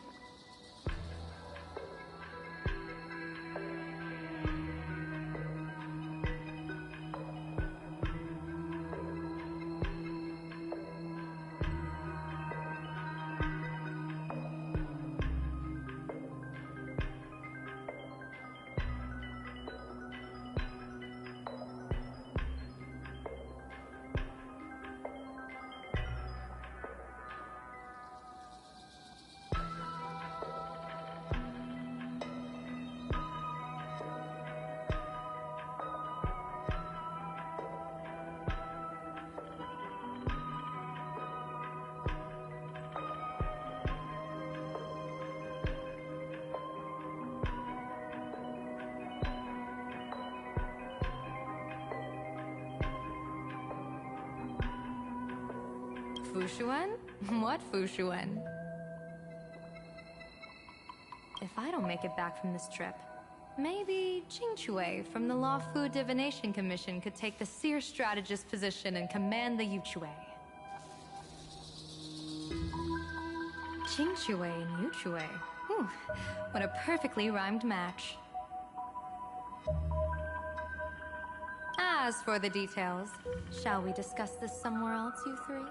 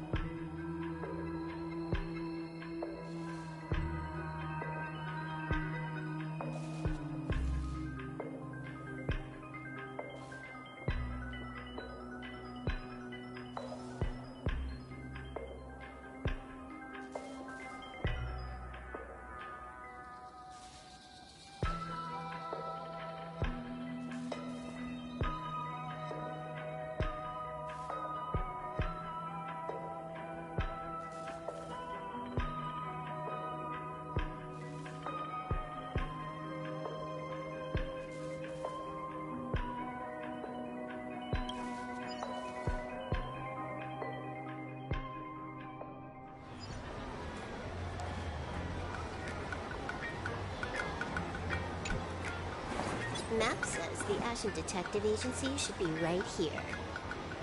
But why is there just a magazine publisher's office?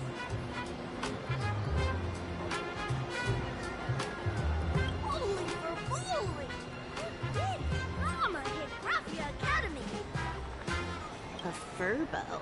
Taking photos? You really can find anything in the land blessed by Aha. Let's go ask for directions.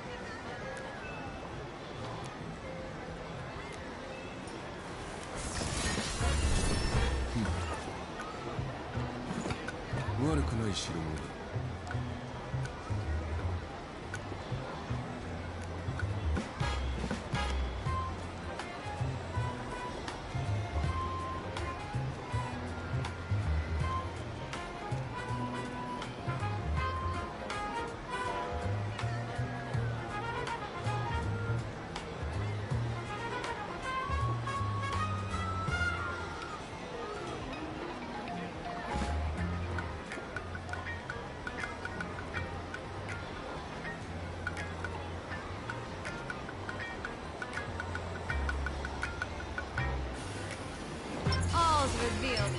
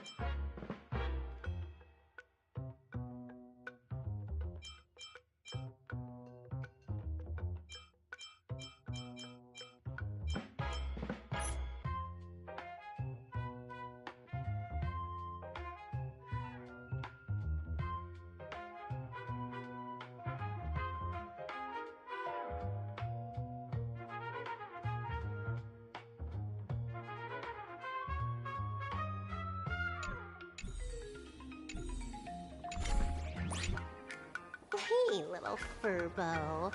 Know if there's an Ashen Detective Agency nearby? Beats me. But if I find 10,000 credits on the ground, I might recall the spot. 10,000 for directions? Fine, job first. Oh, wow. Looks like 10,000 credits from my account just hopped to end up in yours for no reason. Now, spill. Whoa! Generous, miss. The place you're looking for is upstairs. That detective's renting my boss's space for his agency. But he's zonked out in the day, and his doors are locked at night. No clue how he earns any money. Maybe he's a vampire? So they're closed? Then how do I meet this Ashen Detective? Beats me. But if I find 50,000 credits on the ground, I might recall that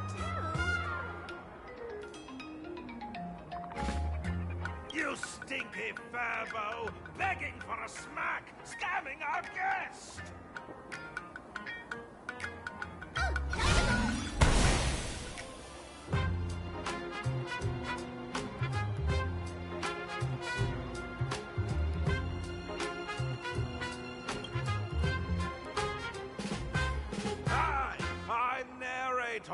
Receptionist at the Ashen Detective Agency. I'm the assistant of that Mr. Detective.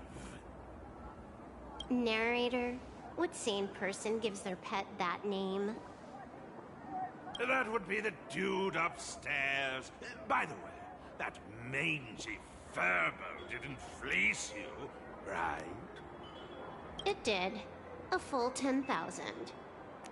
Do you want me to catch that sneaky furbo for you and get your money back?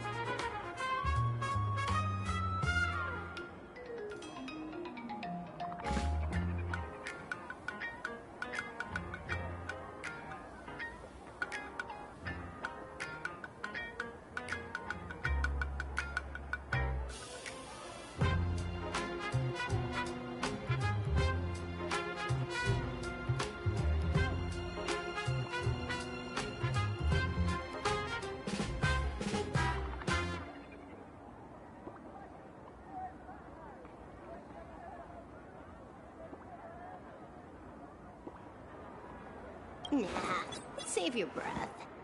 Got it fixed. Money's back in my account, plus the last 26.5 credits from that guy's account balance.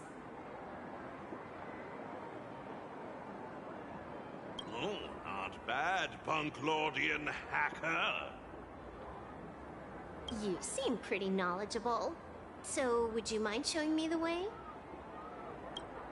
This way, please, Ms. Hacker. Sorry, but you will have to take a side path.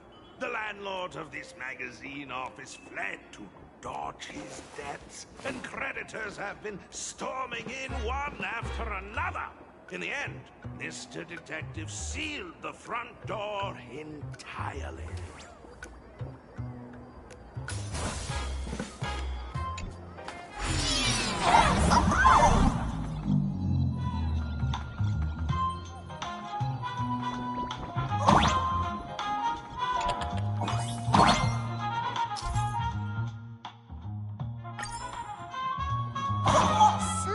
There's even a shooting button. That's interesting.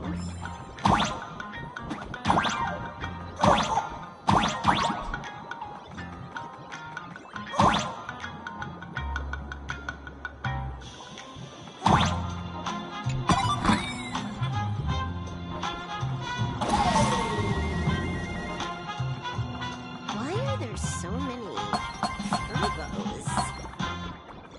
They're all employees of this magazine company.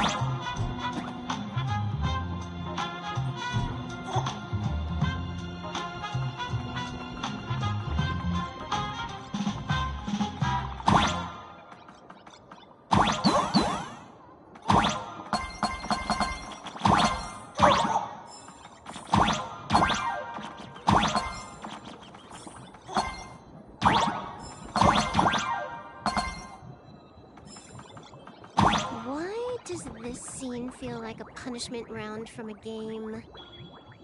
Office survival's way more brutal than any game.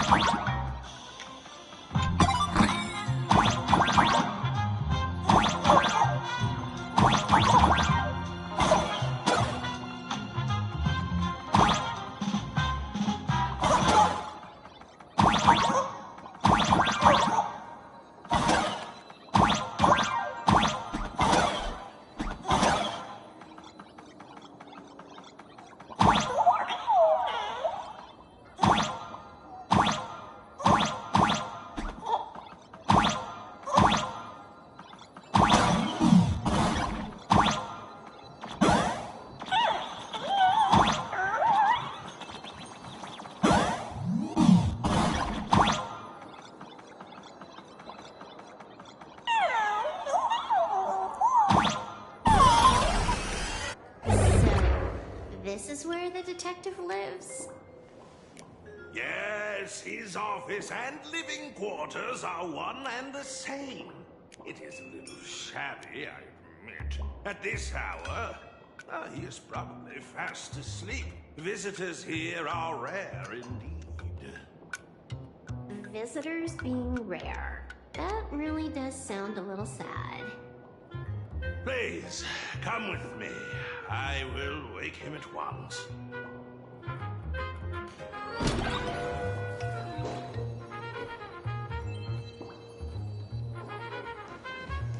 Let's get down to business.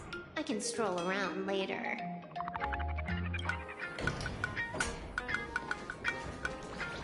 Let's get down to business.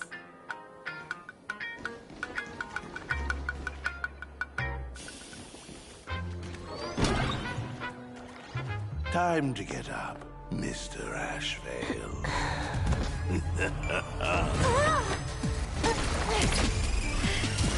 How many times do I have to say it? Just leave the delivery at the door. To disturb my sleep? Mr. Ashvale, this lady is not here for food delivery. Oh, then she must be here to kill me. Sadly, not that either. What do you mean, sadly? Not here to deliver food and not here to kill me. How strange. Oh, then you must be a client. You are here to hire me for a case. Your order of guesses is a little heartbreaking. Yes, I am here to commission you. Something has been stolen. Oh, What did you lose? A person, along with an ancient mask that should have been mine. Interesting. Are you here to join the Fantasy Moon Games? At that moment, a cloud of suspicion rises in the detective's mind. Who exactly is this girl? Mr. N, stop the voiceover when we're talking business. Stop! You pay me 900 credits an hour plus 2 bananas just for this, don't you? Yes, but at least throw me a few clues while you work. Between a detective and their assistant, at least one of them should know a thing or two about deduction, right? A name flashed through the otherwise empty mind of the detective. This unremarkable-looking girl was, in fact, one of the top 10 most wanted terrorists on the IPC's bounty list, a Stellaron hunter. Kafka! It's Silverwood! She's Silverwood! Mr. Ashvale, did you get your head caught in the fridge door or something? I feel like I need to wipe my personal data again. One of the Interastral Peace Corporation's most wanted fugitives with the highest bounties comes to commission a broke detective who... I have seen plenty of stories like this. So, the next thing would be me getting dragged into a massive conspiracy and forced to run for my life, right? Drop the paranoia. I came to you because I hacked into the Security Bureau's criminal record system. What I found was shocking. In all those bizarre police cases, you were hired again and again. The curious case of the Harmony Sect Communion, the mystery of the Ghost Bullet Worm Express, the serial ghost resurrection incident, the super non-serial locked room murders at Kooky House, you helped solve them all. You may not be the most famous, but you're probably the most capable detective around here, right? Is nothing private anymore. Whatever, tell me, how did you lose your mask? Today was supposed to be our meeting with the Sinwish Syndicate. All right, now let's talk about the commission fee. Excuse me, I haven't even finished my sentence yet. A true great detective can know a case without ever leaving the room. While he sleeps, I gather the intel. We already have the basics about today's fiasco with the Sin-Wish Syndicate. And those 3 Xianzhou #1 assassins who scammed the mask. Can you handle it? Money is not a problem. Do you take dirty money? Sorry, no dirty money. And please do not withdraw your payment plus the account balance after paying. Oh, then how about this?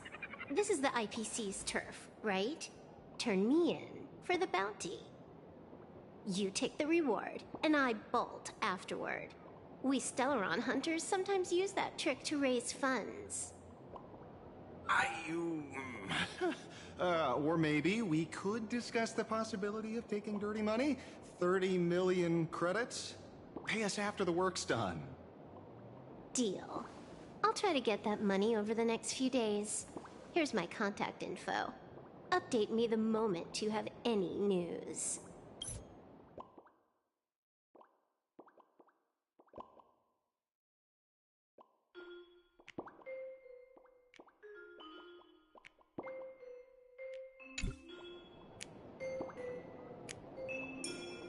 Pay us after the work? When did our office have a rule like that? That rule got made just now. Oh, my dear Mr. N, did you truly want to take dirty money? I have come up with another way to make money. Let me reach out to a certain big shot first. Madam Pearl, I've obtained solid intel. Mr. Ashvale, the chance of you initiating a call at this hour is under 5%. Let me guess. Perhaps you are finally ready to consider my offer. No, I found the trail of the Stellaron hunters. They are here in plain Arcadia, and they even plan to crash the Phantasmoon Games. I can send you her coordinates quietly, without anyone noticing. Quietly, without anyone noticing. The Phantasmoon Games? The moment your IPC chose to speedrun it, it was fated to be more than just a game of fun. And you want me to take part? That is asking a bit much of an old man. We should have taken that hacker's deal earlier and turned her in for the bounty. An unexpected bonus. So Pearl still has other masks hidden away. That makes things much easier. Seems that listening in on one's partners after wrapping up business is a habit worth keeping.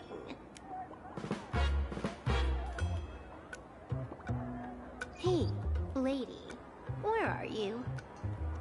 Did you find the mask?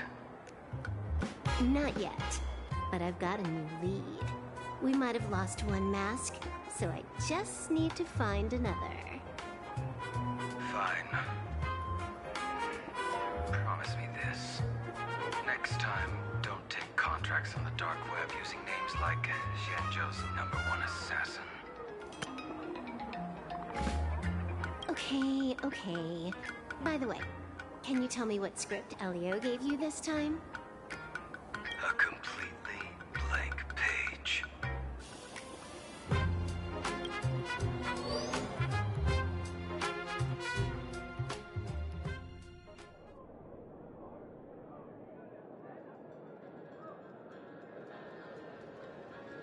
So, what you're saying is that this Miss Sparksy, who was originally just a virtual avatar, has now crossed into reality and taken entire school staff and students hostage. So it's just a typical case of the idiogenerative imaginary phenomenon.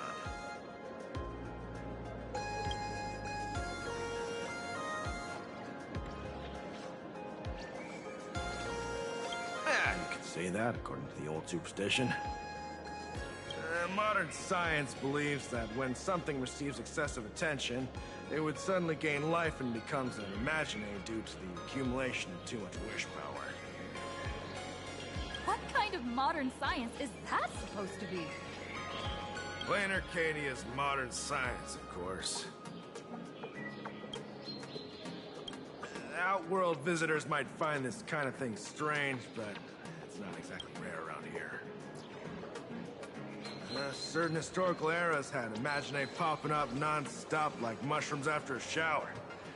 Things are different now, but if you're not careful, you might still find characters from popular comics suddenly show up in the flesh. Sorry. Used a bit of jargon there. Idiogenitive here means something born of chance and circumstance. These imaginae arise from incidental events. That's quite different from progenitive imaginae, which reproduce by having artists draw their offspring.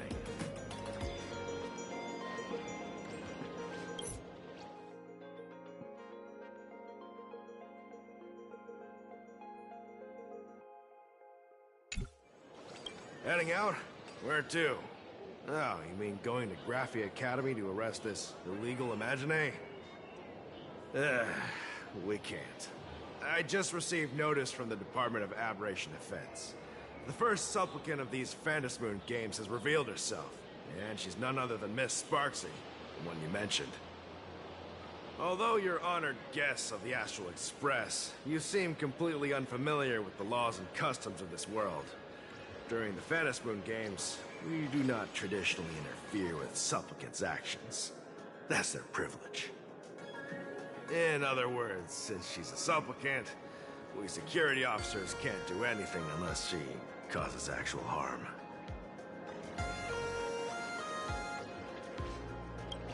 You say she took a school hostage, but the intel I have says otherwise. Oh, right. The news broadcast is about to start. Here to watch? Hello, everyone! Welcome to Full Wish TV's special news segment, Arcadian Morning Report. I'm your host, Poofy. Hi, everyone! I'm your host, Snowy! We've entered year 1999 of the Arcadian calendar. What an exciting time! Just one more year until the new millennium. Over 500 years ago, a famous prophet made a prediction. In year 1999, a terrifying devil will descend from the sky. Will this prophecy come true? Can Plain Arcadia safely make it through this crucial year? You idiot! Are you cursing our viewers? They didn't tune in to hear your fear-mongering nonsense. Just read the news and stick to it. Yes! Incredibly, after just 15 years, the Phantasmoon is full again, and the time for the Phantasmoon games is upon us once more. Surely a blessing for the master relation upon us, Arcadia! Which supplicants will appear in these Phantasmoon games? And what mind-blowing miracles will they bring to everyone? With permission from the Department of Aberration Defense, we'll be following and reporting on the Phantasmoon games from start to finish. Just now, the first masked supplicant has appeared. How intriguing! Who are they, and where did they come from? Let's take a look. Wow! Internet-famous streamer Miss Sparksy announced 2 hours ago that she's donning a mask to become a supplicant! The Department of Aberration Defense has confirmed the news is authentic! As an ideogenitive imaginae, Miss Sparksy's birth wasn't approved by the Department of Aberration Defense. But that hardly matters at this point. What sort of miracle does this live streamer plan to produce during the Phantasmoon games? Let's switch over to her stream and see.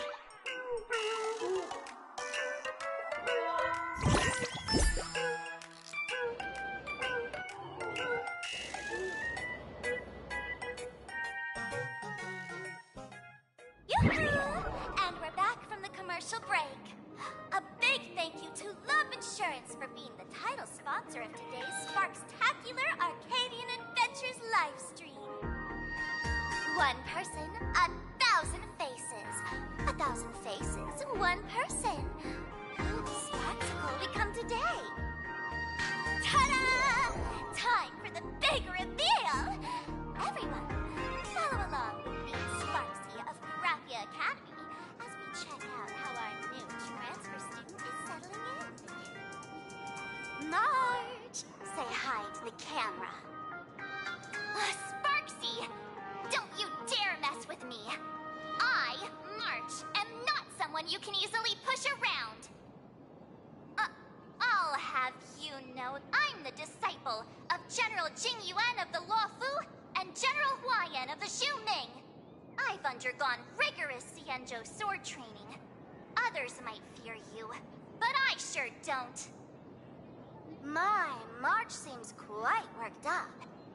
Is it because she's a bit nervous about her first live interview? Alright then. Now, let me interview my colleague, Mr. Yang. 皆さんこんにちは。俺はベルトよ。グラフィエ学院で歴史を教えている。今年度の生徒が選ぶ最も人気のある男性教員に選んでもらって非常に光栄だ。今後も優秀な人材を送り出せるようより一層努力したいと思う。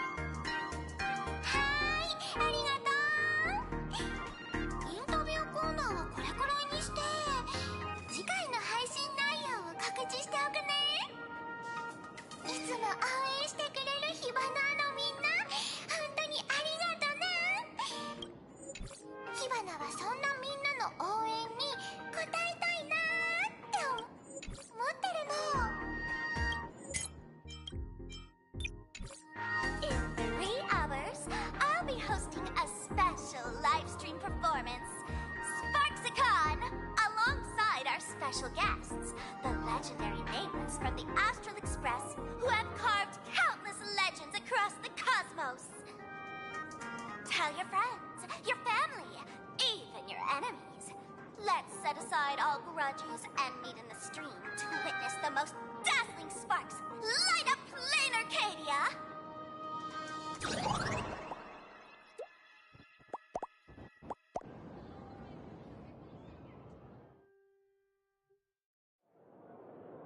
Now, see, Miss Sparksy was just doing a program with your friend. It's fine, really.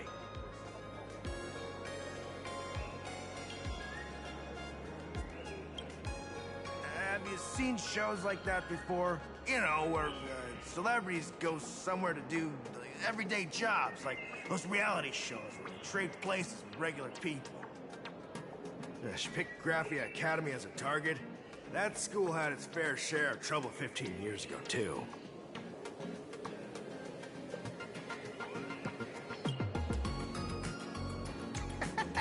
So these are the nameless of the Astral Express? That's hilarious! I heard they're supposed to be great heroes who saved other worlds.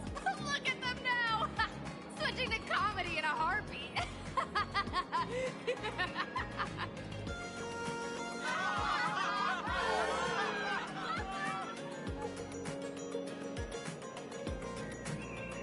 Darn it!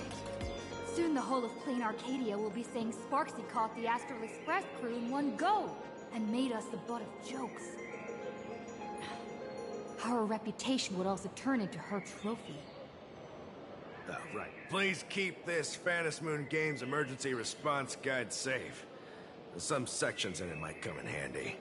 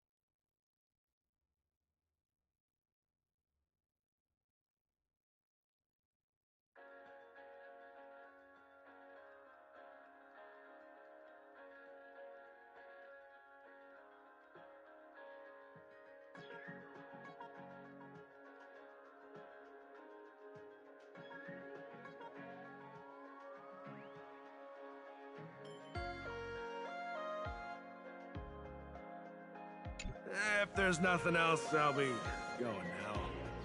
See ya. See? I told you so. Even calling the police was useless. Right now, you're their only hope. And that red boss lady of yours. She's here too. Are you all right? Did you get hurt when you ran away?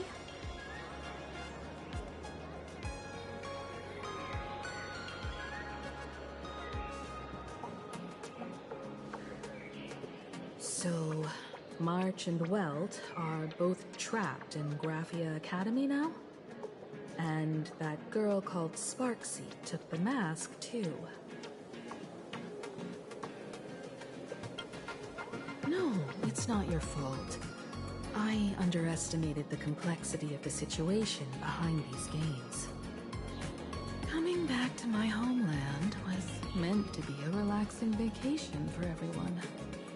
And I also wanted you and March to experience the atmosphere of elation in this world. Throughout the history of the Phantom Moon games, there have been many instances of cooperation between supplicants. But this time, forces from across the cosmos have turned this into their own high-stakes poker table. Rather than honoring the elation, these players are far more eager to savor victory for themselves, itching to knock everyone else out of the game. Sparksy is one such troublemaker.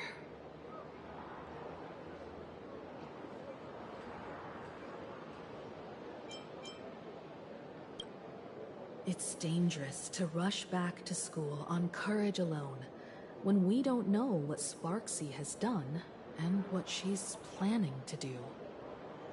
For every supplicant, there are 3 key acts that must be completed once the Phantom Moon games begin. The roll call, the miracle, and the promotion. Sparksy has completed the roll call. She took the mask and declared her entry into the games, drawing everyone's attention to the news that the first supplicant has appeared. Next, she must strive to make a miracle happen, bear the people's wishes, and answer with a great feat. If I'm not mistaken, Sparksy is waiting for us to walk right into her trap. For her, there couldn't be a better opponent than the Astral Express for this first battle between supplicants. What could be more earth-shattering than defeating a renowned cosmic hero on a battlefield of her own meticulous design? So here's the question, Sparkle. Based on what you know about this imposter, what's her real agenda for joining the games? Simply toying with and defeating the Express crew alone won't be enough. What kind of world-shaking miracle is she after? Sure, she's a fake. But she's still a fake of Miss Sparkle. Guessing won't get us far. If you ask me, we should check out the tavern. Might find some leads there. The Masked Fool's headquarters. The World's End Tavern. That's right. How could we pull off something this insane without Miss Sparkle's prized collection I've been hoarding all these years? That imposter must have known this well. Before this operation, she definitely went to the tavern, using my name. Most fools can't tell the difference between me and that imposter. Or maybe they just don't care. But if we can find out who I talked to, and which treasures I stole from my collection of items, we'll naturally figure out what that imposter is up to. That's a good plan, but I can't let you act alone. Can you take both of us into the tavern? Take this business card. The address of the tavern is printed on it. However, you'll have to find your own way to the tavern. That's been the rule since it was established, and there's nothing I can do about it. Since there's still time, I'll head out first. You two can come over when you're ready.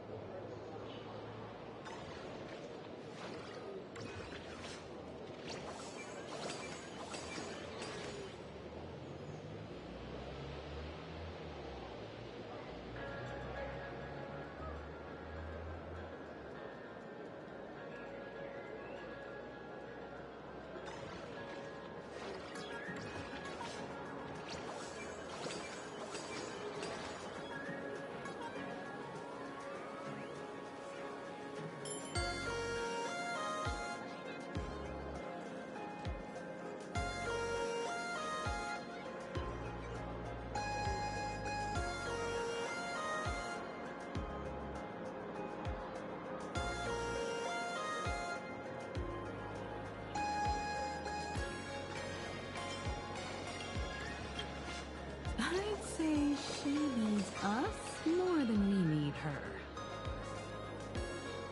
Relax. To step into the Elation's right, what you need the most is ease. Don't dance to your enemy's tune. Find your own rhythm. Now it's our turn to set the steps.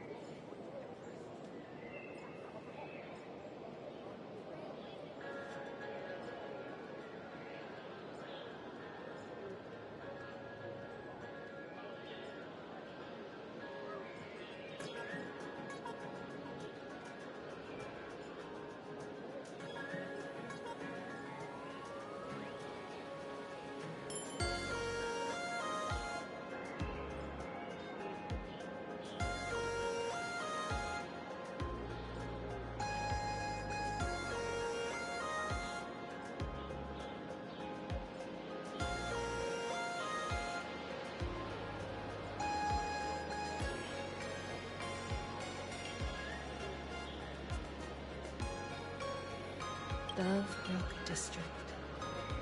It's been a while since I've been home. Perfect timing. Don Hung and Sunday have made some new discoveries. I asked them to meet up with us later.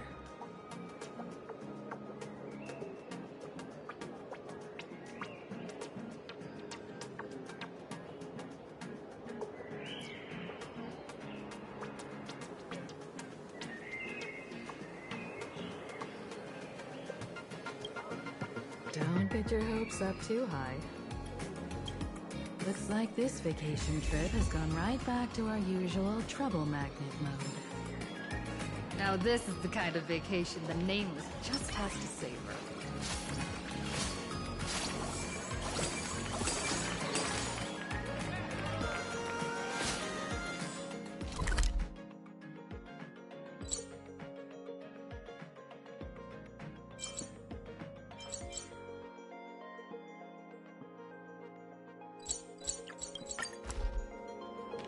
Furbo snapped a pic of me on this street without my consent just now. Fame isn't exactly good news for the Nameless.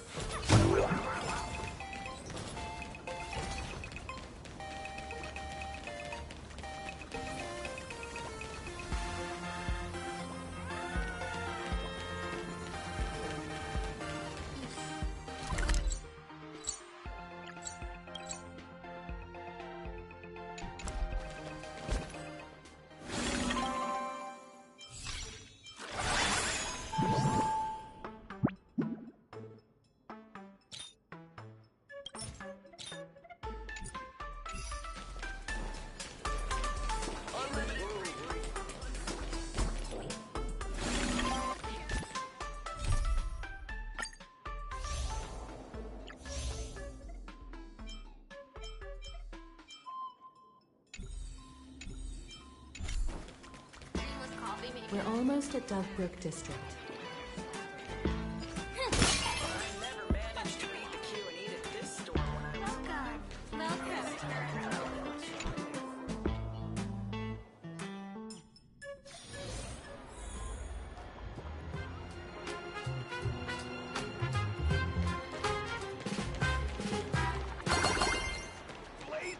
Quite a bustling district. Is this really where Himiko lived back then? It's been 15 years since I've been back. I wonder what's become of these houses now. If they're being rented out, or if they've been sold off already. Perhaps they've become like the Graffia family. Nothing but empty shells of their former glory. Let's go. Stay safe on the road.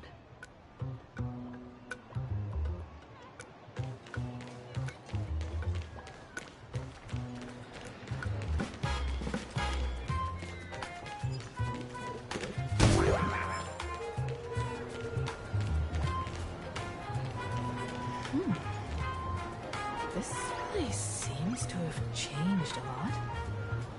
Holy Fergoli! Great Raccoon, you really came!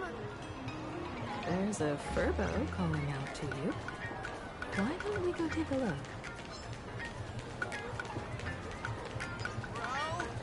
Try my best today. To a reasonable degree. Thank you for your interest in the research. Rest assured, I haven't forgotten a single thing about the compensation. This Furbo was actually waiting outside the magazine's office just to make amends? Furbo absurdo. And you are?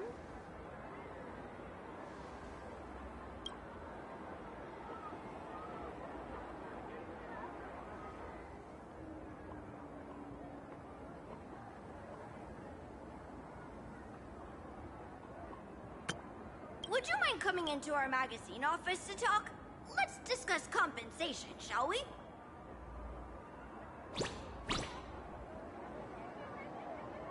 It looks like the magazine publisher has taken over this entire building.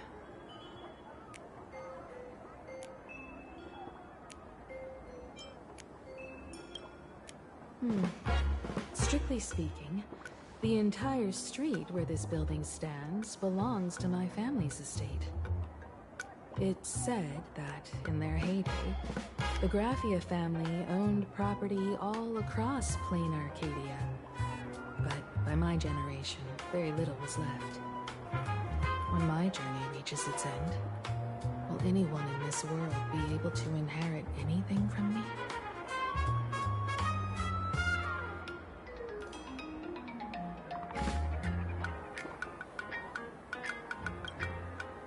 Sorry. I made things a bit too heavy there. Come, let's go inside the magazine office and see what this little Furbo is up to.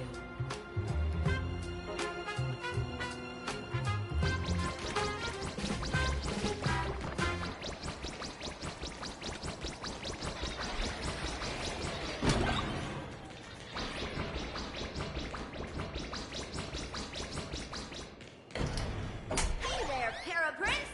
I brought quite an impressive predator to visit you. Beep beep. Debt collector signal detected. I'm out of here. Don't run! It's the Great Raccoon from the Astral Express! Furbos and raccoons. We're all one big family. Beep boop. Family or not, you're all just here to collect debts, aren't you?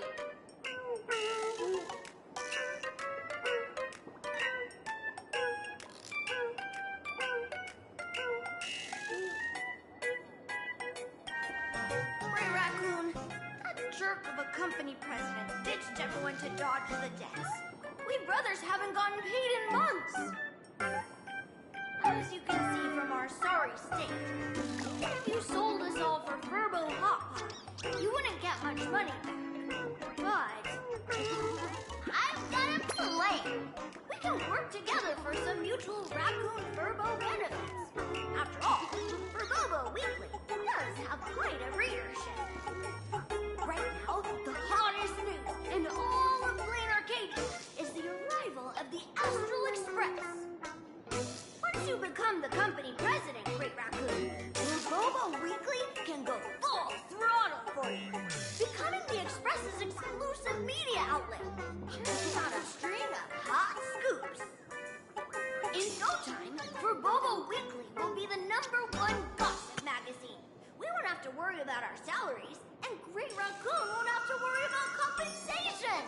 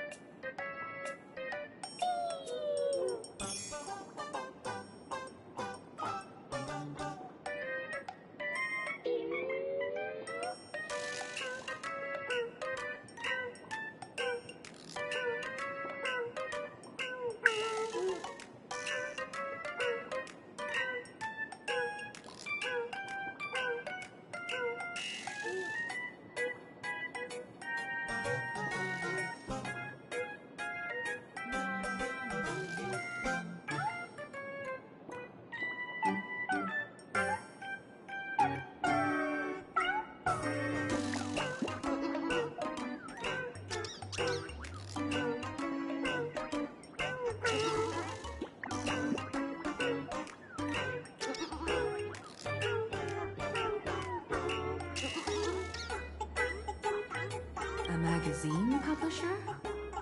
Now that is interesting. What do you think?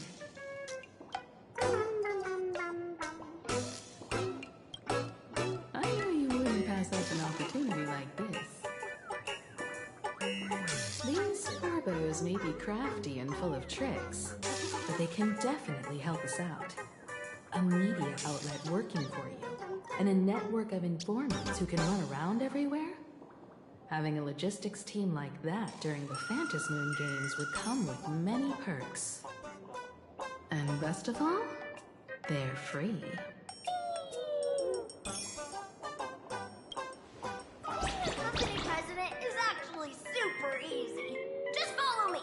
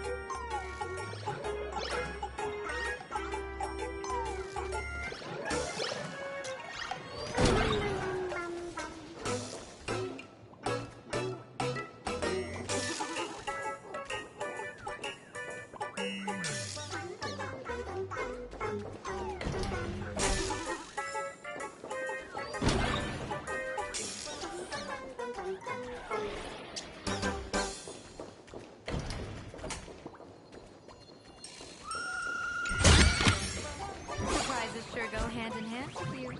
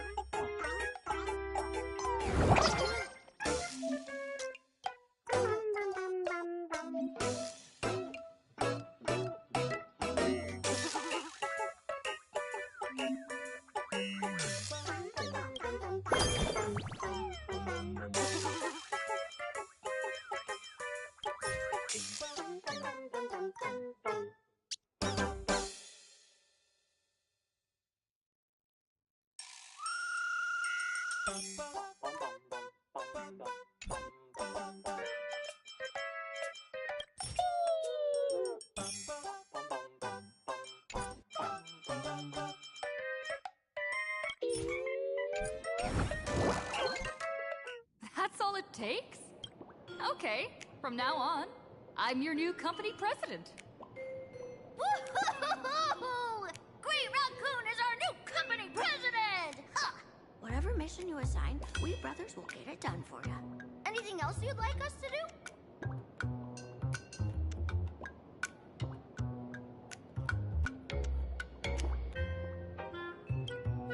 Boss, you don't like Verbobo gossip? What name would you prefer then?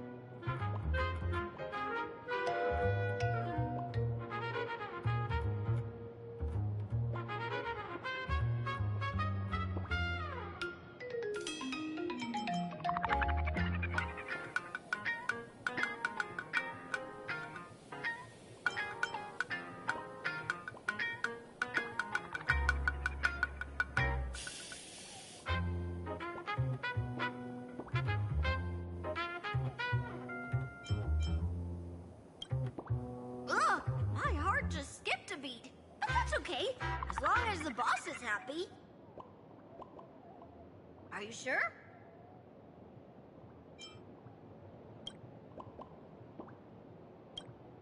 Boss, you don't like Verbobo gossip?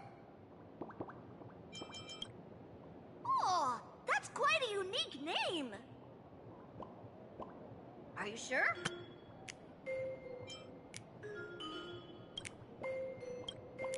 Boss, you don't like Verbobo?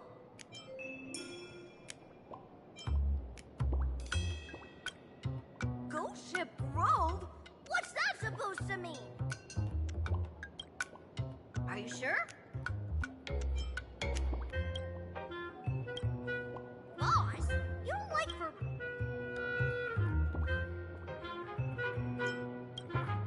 Ugh, my heart. Are you sure? In return, make sure you create some big news stories. Oh, and that journalist Furbo who wrote that slander about you? HR will fire him. We don't need an employee around here who's got beef with the company president. I heard a supplicant has appeared at Graphia Academy. Should we have him take some pictures there for you?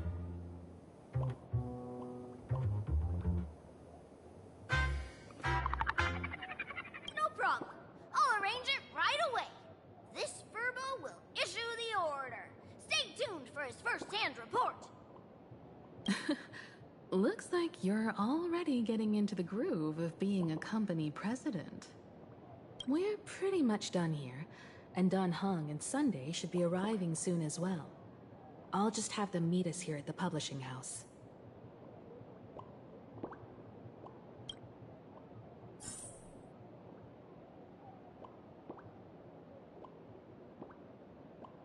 Miss Himiko, we're here. Slower than expected, huh? Looks like you had quite a harvest. That's, difficult to say. Ah, Miss Himiko. And Benefactor is here too. It's been a while. I've missed you all dearly. Miss Temune, are you representing the Xianzhou on this diplomatic mission to Plain Arcadia? This is a matter of great importance. A humble girl like me doesn't have that kind of standing. I'm just tagging along with General Yao Guang of the Yuchui to help out with odd jobs. I happened to run into these two on the way.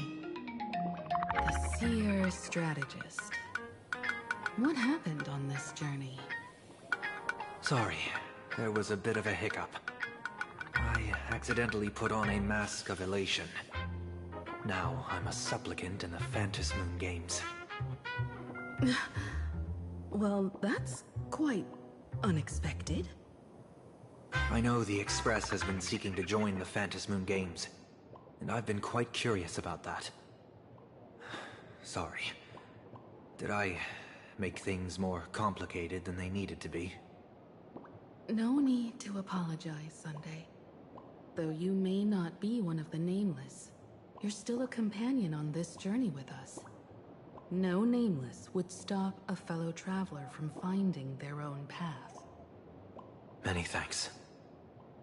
But wait, did you just say accidentally?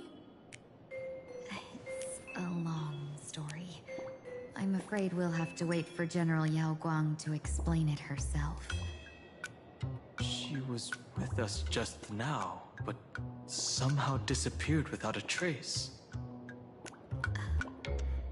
Madame Yao is always like this. She probably disappeared suddenly to deal with something urgent. This seer strategist is just as elusive as the rumors say. Should we wait for her? No need. I wouldn't dare impose. The tides of fate shifted. I had to delay my steps to arrive at the proper time. I ask for your understanding. Oh my. Counting me, we make exactly 6. Let me do some calculations. Your fortune in the coming days looks grim. You'd better watch out.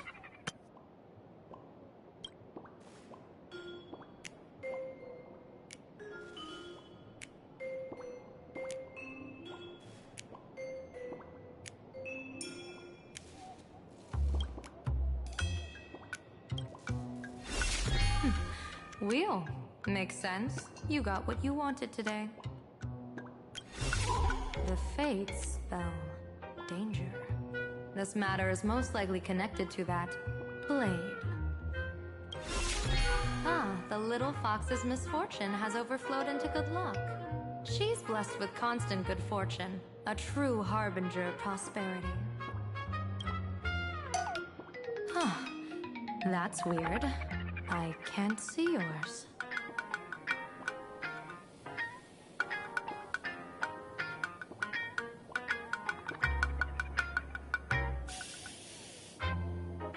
So, you're that trailblazer Fuxuan mentioned. Your reputation precedes you, seer strategist. I'm Himiko, navigator of the Astral Express. Whatever's on your mind, you can discuss it with me. My sincerest apologies. When a diviner encounters someone whose fate is unfathomable, we can't help but feel 3 parts excited, 3 parts flustered, 3 parts curious, and 1 part awestruck. What do you mean by unfathomable? My eye of Ishvara can scan the aura of fortune surrounding each of you, manifesting as weal or woe signs above your foreheads. I'd like to divine your fortunes as a welcome gift. However, this person really surprised me. I can't see anything from her at all.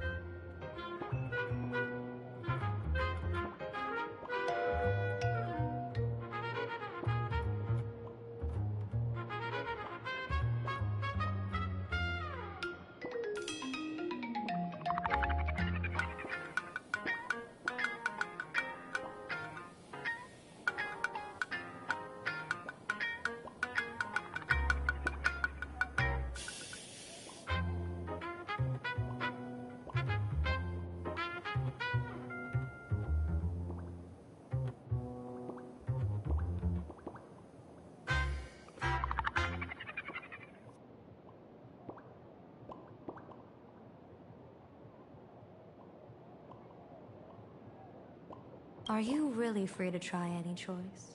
To do anything you want? Does an Ishvara like you actually exist in this world?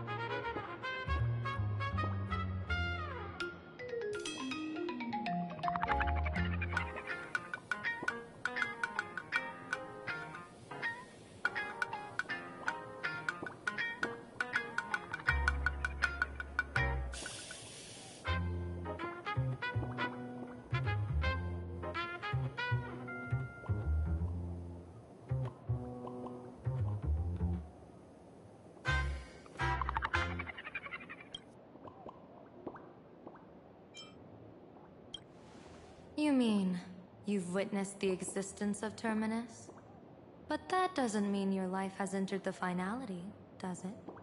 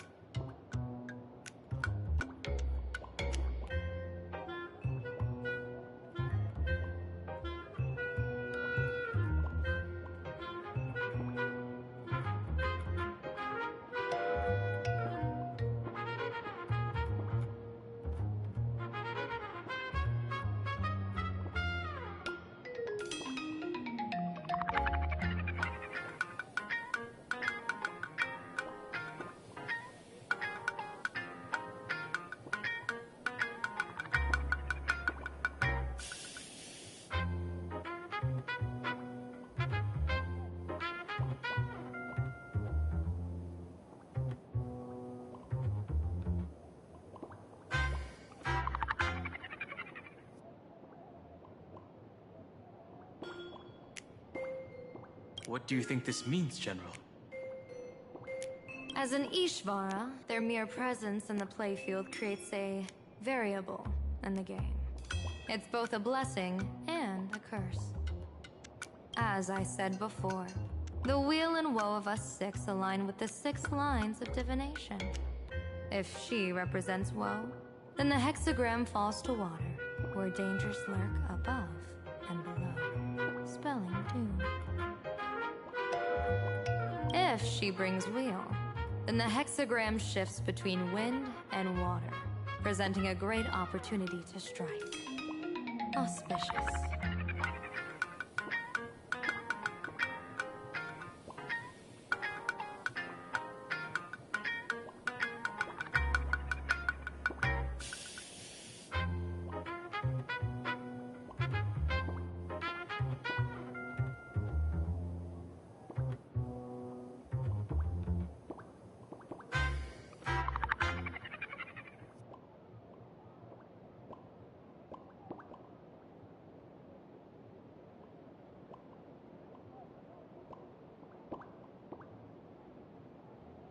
So, the fate of our journey in plain Arcadia rests on her decision.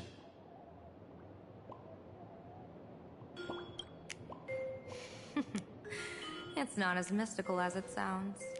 While an Ishvara has far greater freedom of choice than ordinary people, they're still caught in the currents of fate. I just want to remind you to choose wisely. Back to business. I take it you're not just here to read our fortunes?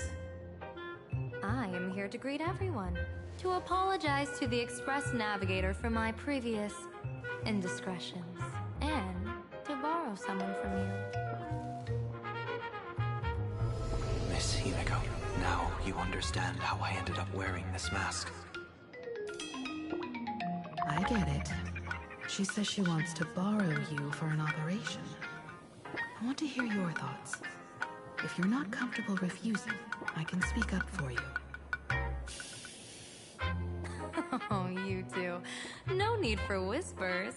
I can hear you loud and clear. How did you... Well, since the General heard us, would you mind telling us your reasons for doing this? I'm collecting variables. During this journey, I'll be acting as unpredictably and irrationally as possible. Don't be surprised. Some Arbiter Generals excel in battle with their wit and valor. Others master the art of forging weapons, and some guard the Netherworld with their lives. I, however, fight for the Alliance by calculating and manipulating fate itself, peeking into the future. I'm here to discuss matters regarding the Anti-Destruction Alliance, and then I'll head to Astropolis for the vote. That's the real business. But according to the divination, this Arcadian world faces an extraordinary danger. When a bird's nest falls, no egg will remain unbroken. Are you saying we'll all perish along with plain Arcadia? What's going on here? Intel indicates that a serious Xianzhou criminal is attempting to join the Phantom Moon Games. This individual has been infected by the flesh of Shuhu, the emanator of the abundance, and is extremely dangerous. According to my interpretation, his long-suppressed violent nature will eventually become uncontrollable, bringing catastrophic disaster to everyone. There's no way he could do that. That's the divination's answer. Rather than asking whether he could, we should ask, how would he do it? My divination shows dragons clash in the wilderness. Their ichor dark and yellow. While the term dragon clash could simply mean fierce battle, could it be foreshadowing a great calamity from your conflict with Blade? Perhaps this prophecy has other interpretations. But with my limited intel right now, I have to prioritize Blade, this most volatile and dangerous factor. I've heard that different interpretations of prophecies can lead to completely opposite outcomes. Until things become clearer, it's better to reserve judgment. Let's put that aside for now. In any case, I've brought along a creation forged by Blade himself. If things get out of hand, it might temporarily restore his sanity, giving us a brief chance at victory. What is it? I'm sorry, but fate has shifted once again. I must take my leave. To put everyone on the Express at ease, I solemnly swear that Mr. Sunday won't be obligated to do anything for the Xianzhou. On the contrary, our delegation will give him every ounce of aid within our power. What did you say, General? Aid within our power? She's gone. Whoa, that was quick. Madame Yao must be really busy. Has she vanished into thin air like this before? Yes. I don't know the details myself. With Madame Yao, it often happens and no one knows when she'll return. She doesn't do it on purpose. Allow me to apologize on her behalf. No worries. At least we know what the Xianzhou is up to. Right now, 2 companions from the Express are still trapped somewhere. She and I must head to the tavern to uncover some clues. If Miss Himiko needs my help, please don't hesitate to ask. Are March and Mr. Yang in trouble? I'll go with you. No, you and Sunday will act together with the Seer strategist. We're not at the point where we need to call in reinforcements yet. The situation with Blade is unusual. That Seer strategist's concerns aren't just baseless worries. I don't want to see the Phantasmoon Games bring catastrophe to my homeland. So this is also my request.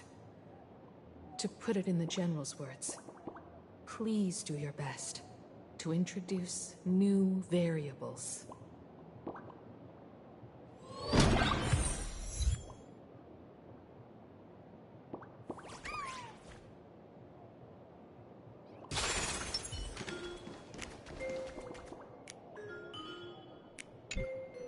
Greetings, Benefactor.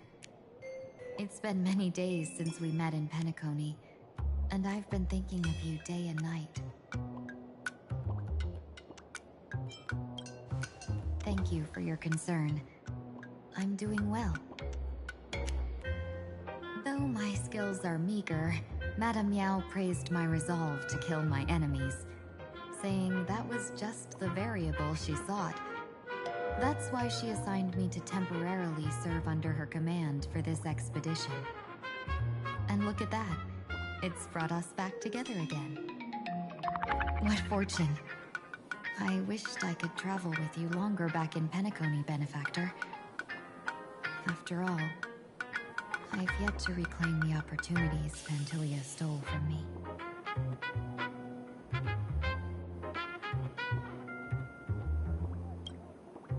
Hard to say. Like the divinations she casts, she's a riddle shrouded in fog. Apart from the ever-absent Patina Justice, she's likely the most mysterious of the Arbiter Generals. I'm sure there's no mortal danger. Please forgive my jest, Benefactor. Being around Madame Yao has gotten me into the habit of cracking jokes all the time. Her actions may seem inscrutable, but she always provides what you need ahead of time. That's why even those who grumble still carry out her orders with diligence. In truth, doesn't she seem more like a shrewd merchant than a diviner? But then, when have any Arbiter Generals ever been ordinary? Don't go back on your word, Benefactor. We can find a local bar and share a drink while we chat. Madame Yao instructed me to meet her at our agreed spot if she disappears. It's growing late, so I'll take my leave now.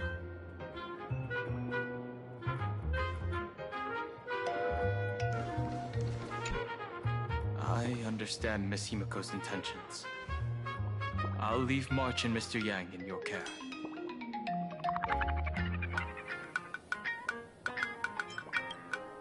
What? Those two are trapped in the school, forced to become a student and teacher? And the security officers are turning a blind eye to all this? Though March and Mr. Yang don't seem in mortal danger for now, who knows what Sparksy is plotting. The longer we delay, the worse it could get. Better to rescue them as soon as possible. The Phantasmoon Games. What a bizarre ceremony. What does this type of elation really mean for the people of this place? Why would AHA promote such a game? Blade's appearance means the Stellaron hunters are also on the move in this world. From everything we've seen, this mission to Plain Arcadia is of the utmost importance. I will accompany General Yao Guang to uncover the Stellaron hunters' schemes. Whatever happens this time, I hope it won't put any of you in danger.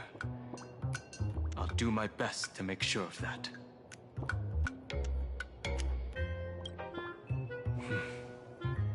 whatever happens, keep me posted on how things go.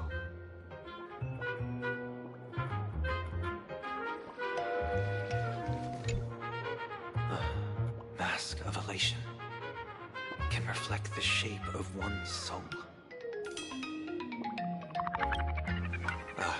Sure. In Penacony's decorative arts, ravens often symbolize the hidden desires and whispers of humans' dreamscapes.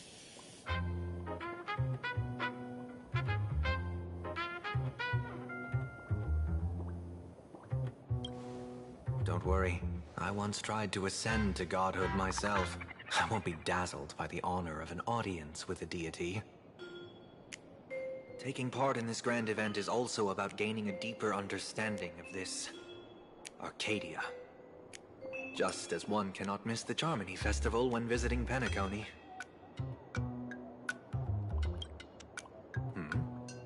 There's no rule saying that supplicants of the Phantasmoon Games have to fight each other, right? On the contrary, for the elation, shouldn't laughter be a resonance that comes from within each other's hearts?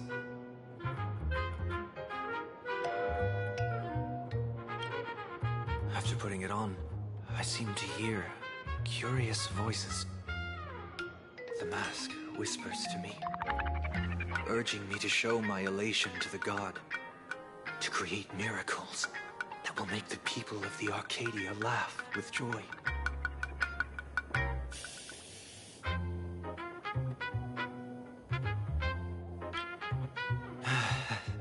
That's a good one. When that general, Yao Guang, shows up again, I should discuss our collaboration plans with her. Good luck.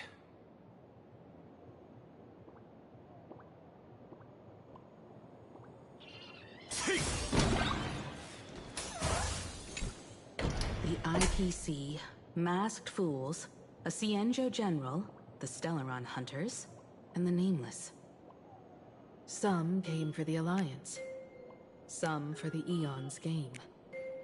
Whatever their reasons, a storm is brewing in the skies over this world. But at least we got some good news. Sunday has joined the Phantasmoon Games. He can help us in our showdown against Sparksy. Let's rendezvous with Sparkle at the tavern. We must uncover why Sparksy entered the Phantasmoon Games, and what sort of Sparksicon she's got planned for Graphia Academy. When I was little, I heard a few urban legends. They say the entrance to the tavern exists behind every single door in this land. But those who aren't invited, or haven't found their destined path, can never step inside. This time, we already have the Fool's invitation in hand. As for the key to open the door, there's a silly rhyme on the back of the business card. For revelry and drinks galore, no need to search from door to door. Heed the fool's riddle with care to find the key that leads you there. So, about the fool's riddle, got any leads?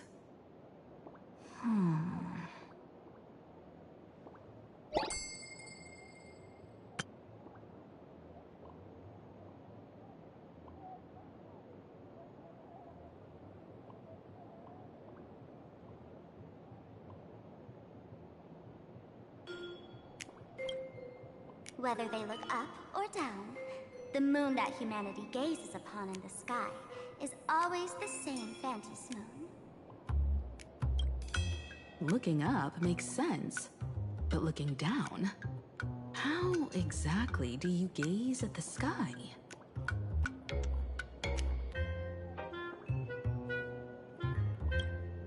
Oh, it seems fate ties you to the tavern.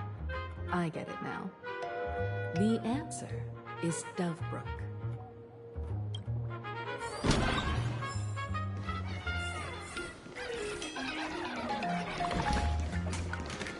Many generations ago, the Dovebrook was already a river flowing with countless legends. It's no surprise the door to the tavern lies hidden among them. Legend has it that the master painter Graphia once drew water from the Dove Brook to wash her paintbrushes. Many later artists followed suit, hence its other name, the Painter's Stream.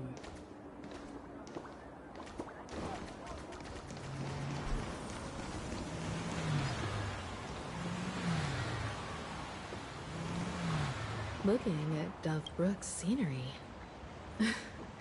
Memories from my student days just come flooding back. They're not exactly interesting memories. Back then, Dove Brook District was teeming with gangs. There were hooligans running around everywhere, and some really loved messing with the students. I was taller than my peers, and happened to be training in martial arts. To stand up for my juniors, I would occasionally get into scraps with the thugs on the streets. The people who fell into the Dove Brook River would cover the surface like bean sprouts in noodle soup. It all feels like it was just yesterday.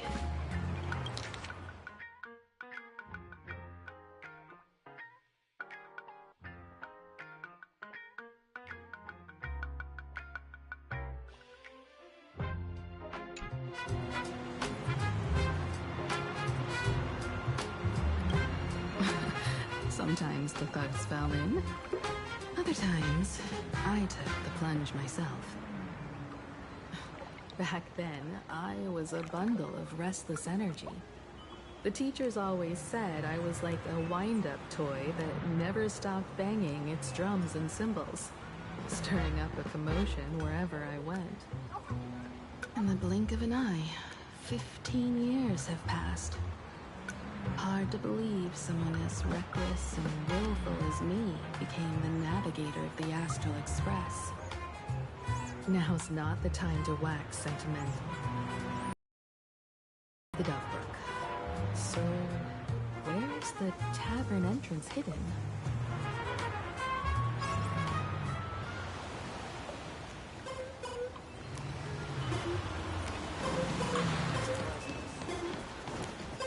Watch yourself out there.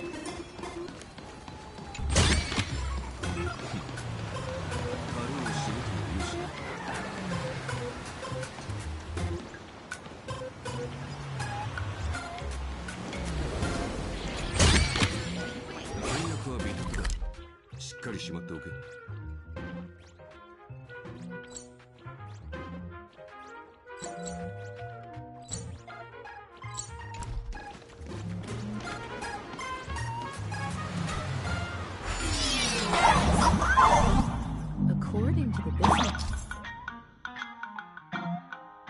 card, the tavern is near the Sinwish Syndicate headquarters. Let's check the other side of the river.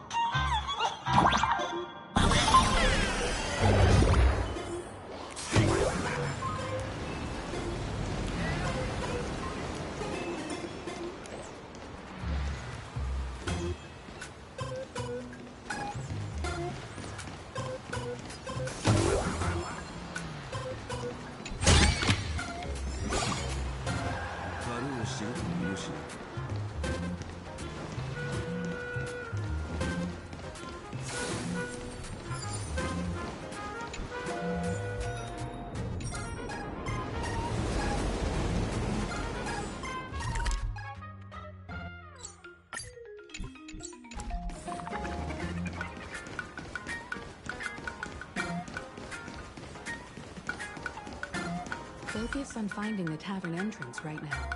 There'll be plenty of time to wander later.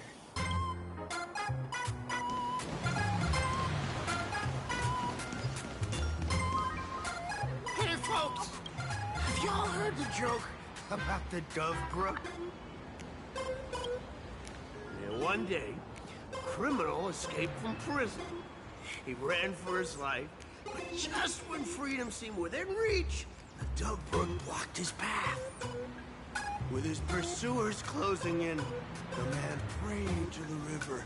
I am hammered by the law, stained with filth.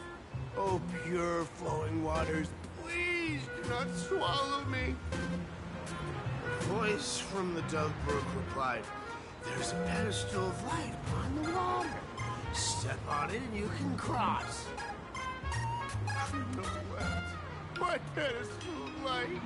It's only the moon mirrored on the water, an image that shatters at a touch. If I step on it, I'll fall in and drown. You can guess how the Dove Brook answered him. The Dove Brook said, you're not hammered at all. Otherwise, how could you still tell the moon from a pedestal?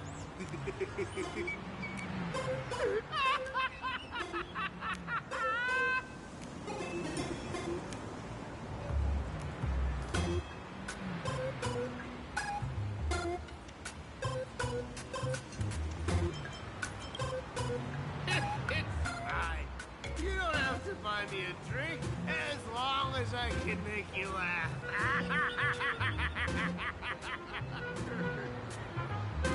That joke sounds like a hint. Could he be a fool from the tavern? Maybe if we find the fragile moon he mentioned, we'll find the way into the tavern. The moon's reflection. So fragile it shatters at a touch.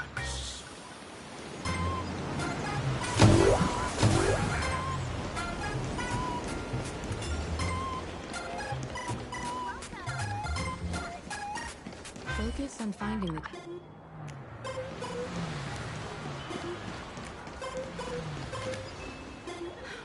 Sparkle's riddle says this. Whether looking up or down, they all see the same phantasm moon when gazing at the sky. We've gazed at the sky already, so next... From this angle, the moon's reflection is right here. It does look strange in the water. If what the card says is true, and the fool's riddle is the key to entering the tavern, then this moon must be the door lock. Come on, let's take a closer look at this strange moon.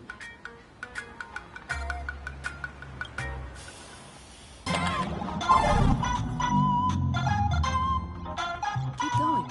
Chase that moon's reflection.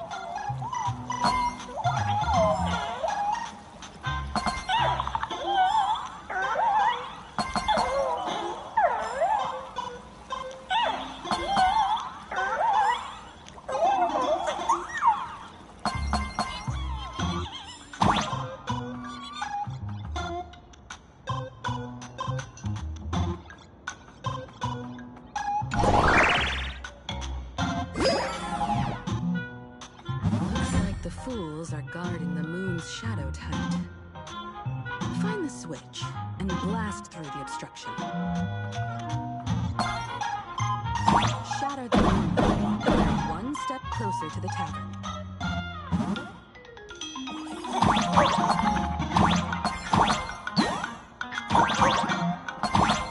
Try again.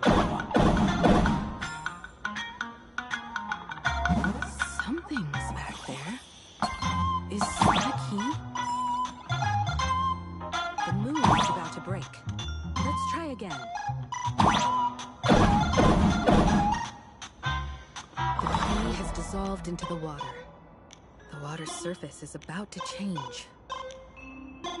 Look, the tavern's shadow has appeared.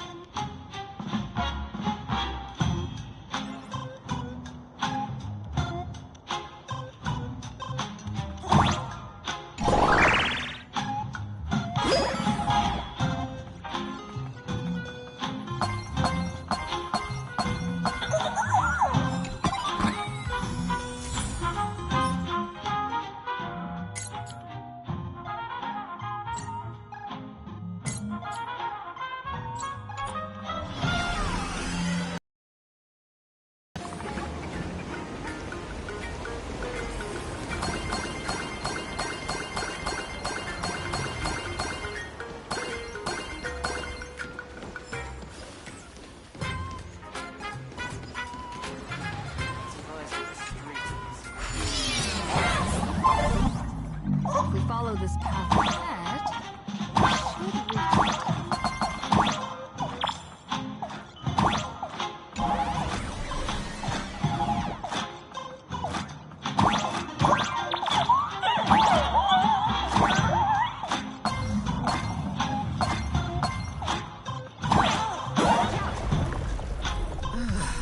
I almost forgot. You're a full-fledged trailblazer now.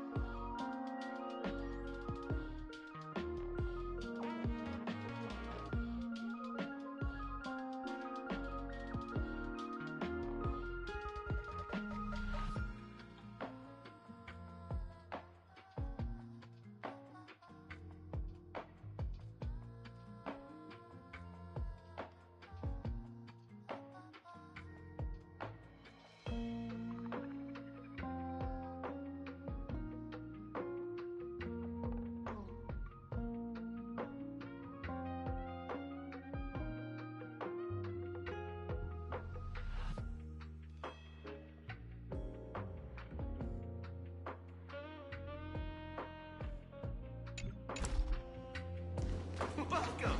Please laugh to your heart's content.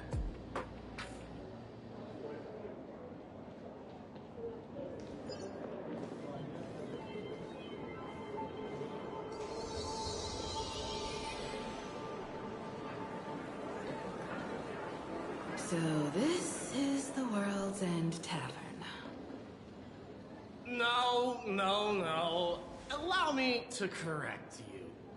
If you think this is all there is to the tavern, you're sorely mistaken. Like a single grape on a great bunch, this is just the part where the tavern connects to this world. Sorry, but this looks like a regular lounge.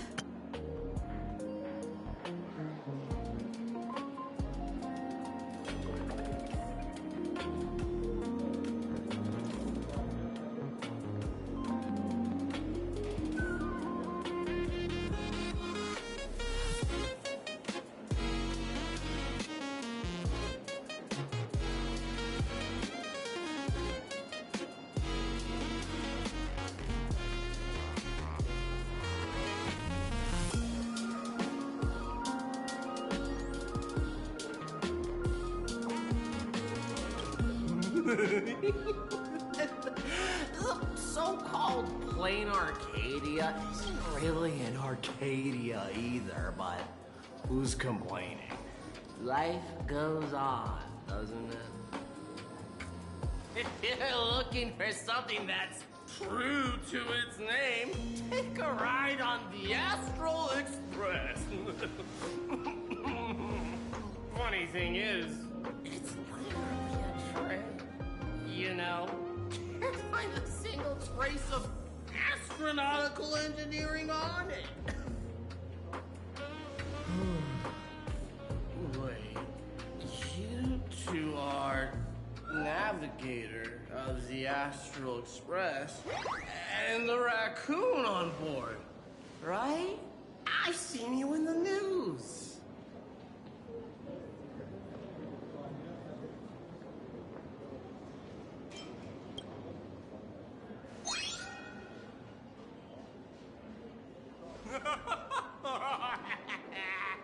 Friends, a big shot is here. A real knee slapper incoming.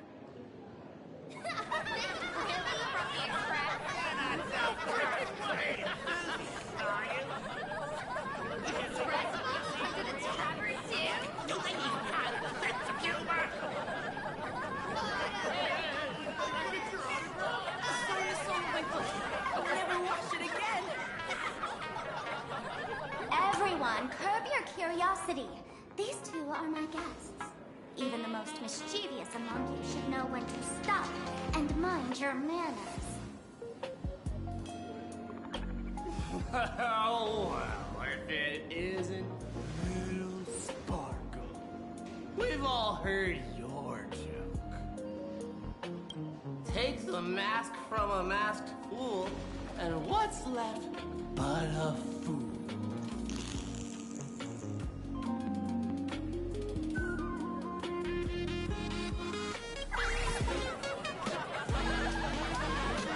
Oh my! Wouldn't a masked fool be better off without a fool? An empty mask sounds even better, no?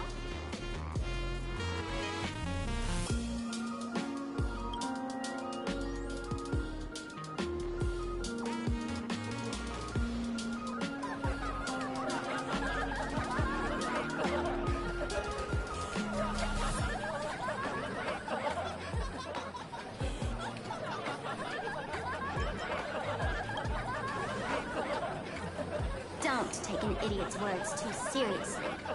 Unless you want to join them.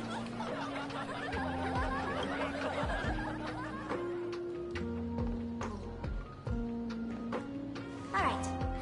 Now, I can finally entertain my guests without interruptions. You two, this way. Let's talk about the imposter.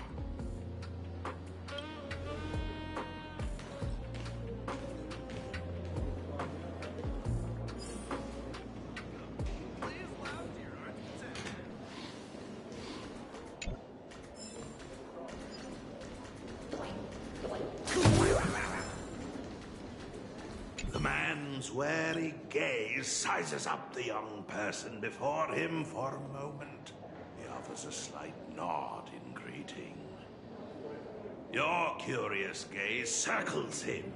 Is that thing by his side a talking monkey? What's that? Kid, I believe you're confusing me with some other primates you've met. Sorry, my mistake.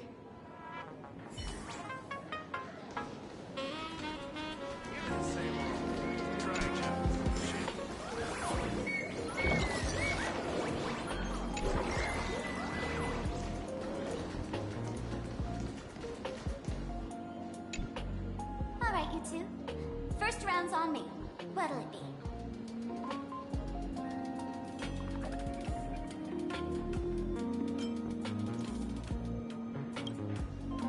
We're not here to drink.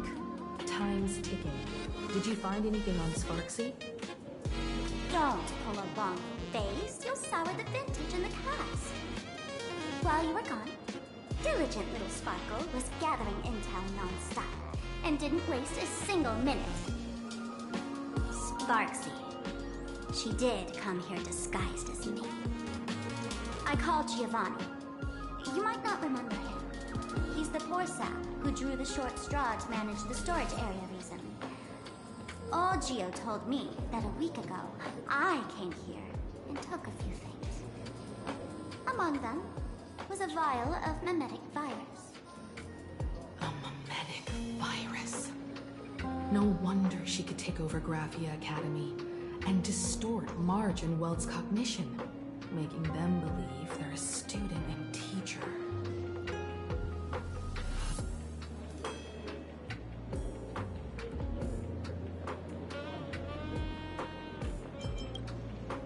Close enough. This so-called Sparksicon is a front for spreading a mimetic virus. Knowing that isn't enough. What type of mimetic virus is she spreading? What are the symptoms? We need more on her plans and actions before we can counter it. Thought of that already. So I visited a few friends and learned where the imposter's been haunting. To dig up details, I'll have to get hands-on. Lead the way, then. Let's move. Stay close.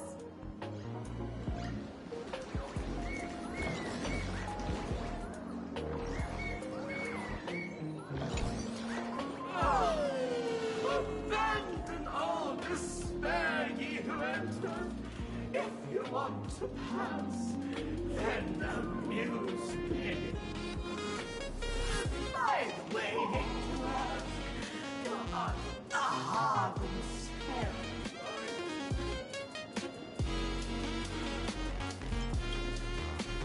now you're not a heart. You got that smooth talker air, but you're not. If you were a heart, the wave of your hand would cure my memory. You can't do that, can you? Isn't this the Tavern of the Elation? Don't you welcome the laughter, gracing you with their presence? You're wrong. It's not they feel unwelcome. See that? The fools put up a sign over there. Aha! And morning actors, stay clear from the door. Stay clear! Ridiculous as it sounds, it's true. After 666 invitations to AHA went unanswered, the younger fools voted to expel the laughter from the Pact of Elation. Oh, I get it. It's like students expelling a teacher from a classroom. The action is meaningless. The message is loud and clear, though. All right, Mr. Doorway. I assure you that none of us three is AHA, and none is a morning actor.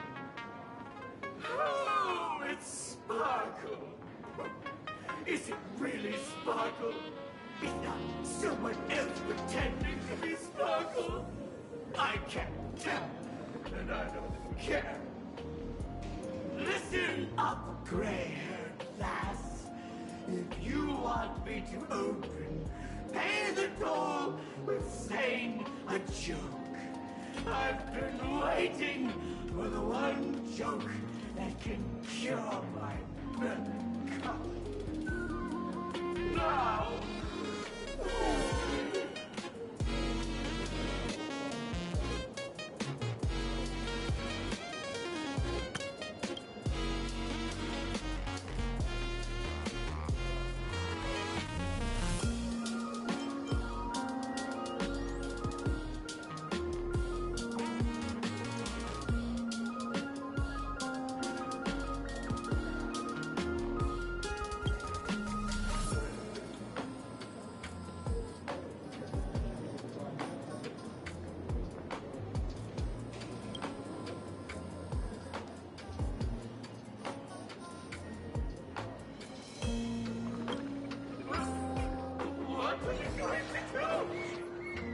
I'm gonna break you open.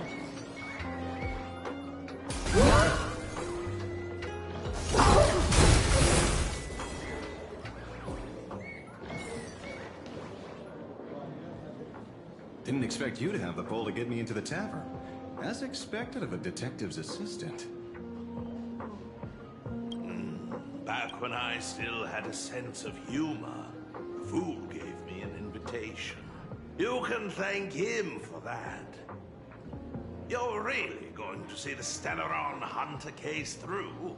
They can only pay you in dirty money, you know. What else can I do? The boys need the money. Credits aren't black or white, they're ones and zeros. All right. I reached out to Costide. He said that one of the 3 people who stole the mask looked familiar. He might have seen them in the news.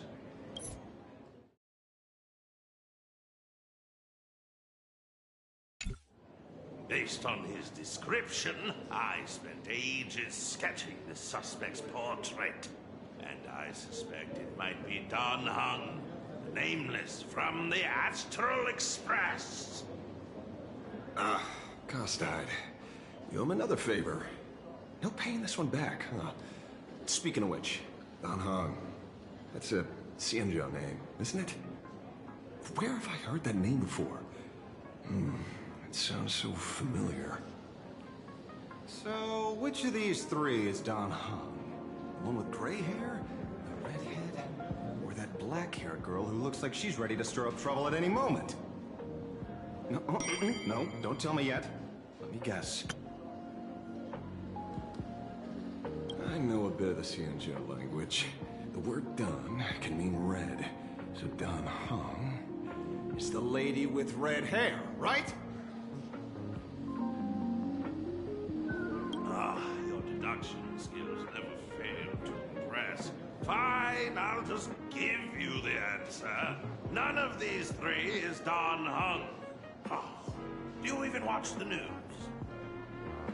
TV, newspapers, the internet, it's all fake news. What do you expect me to look at? Let's get down to business. I couldn't find any trace of Don Hung's actions. It's like someone wiped them clean.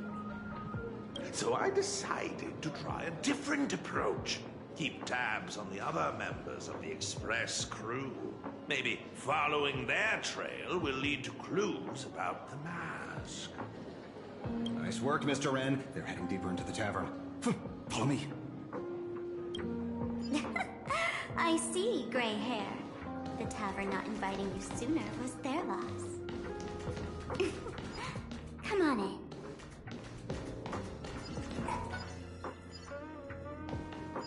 Are these barrels really brewed from jokes? Yep. You know your stuff, man. Just heard some rumors, that's all.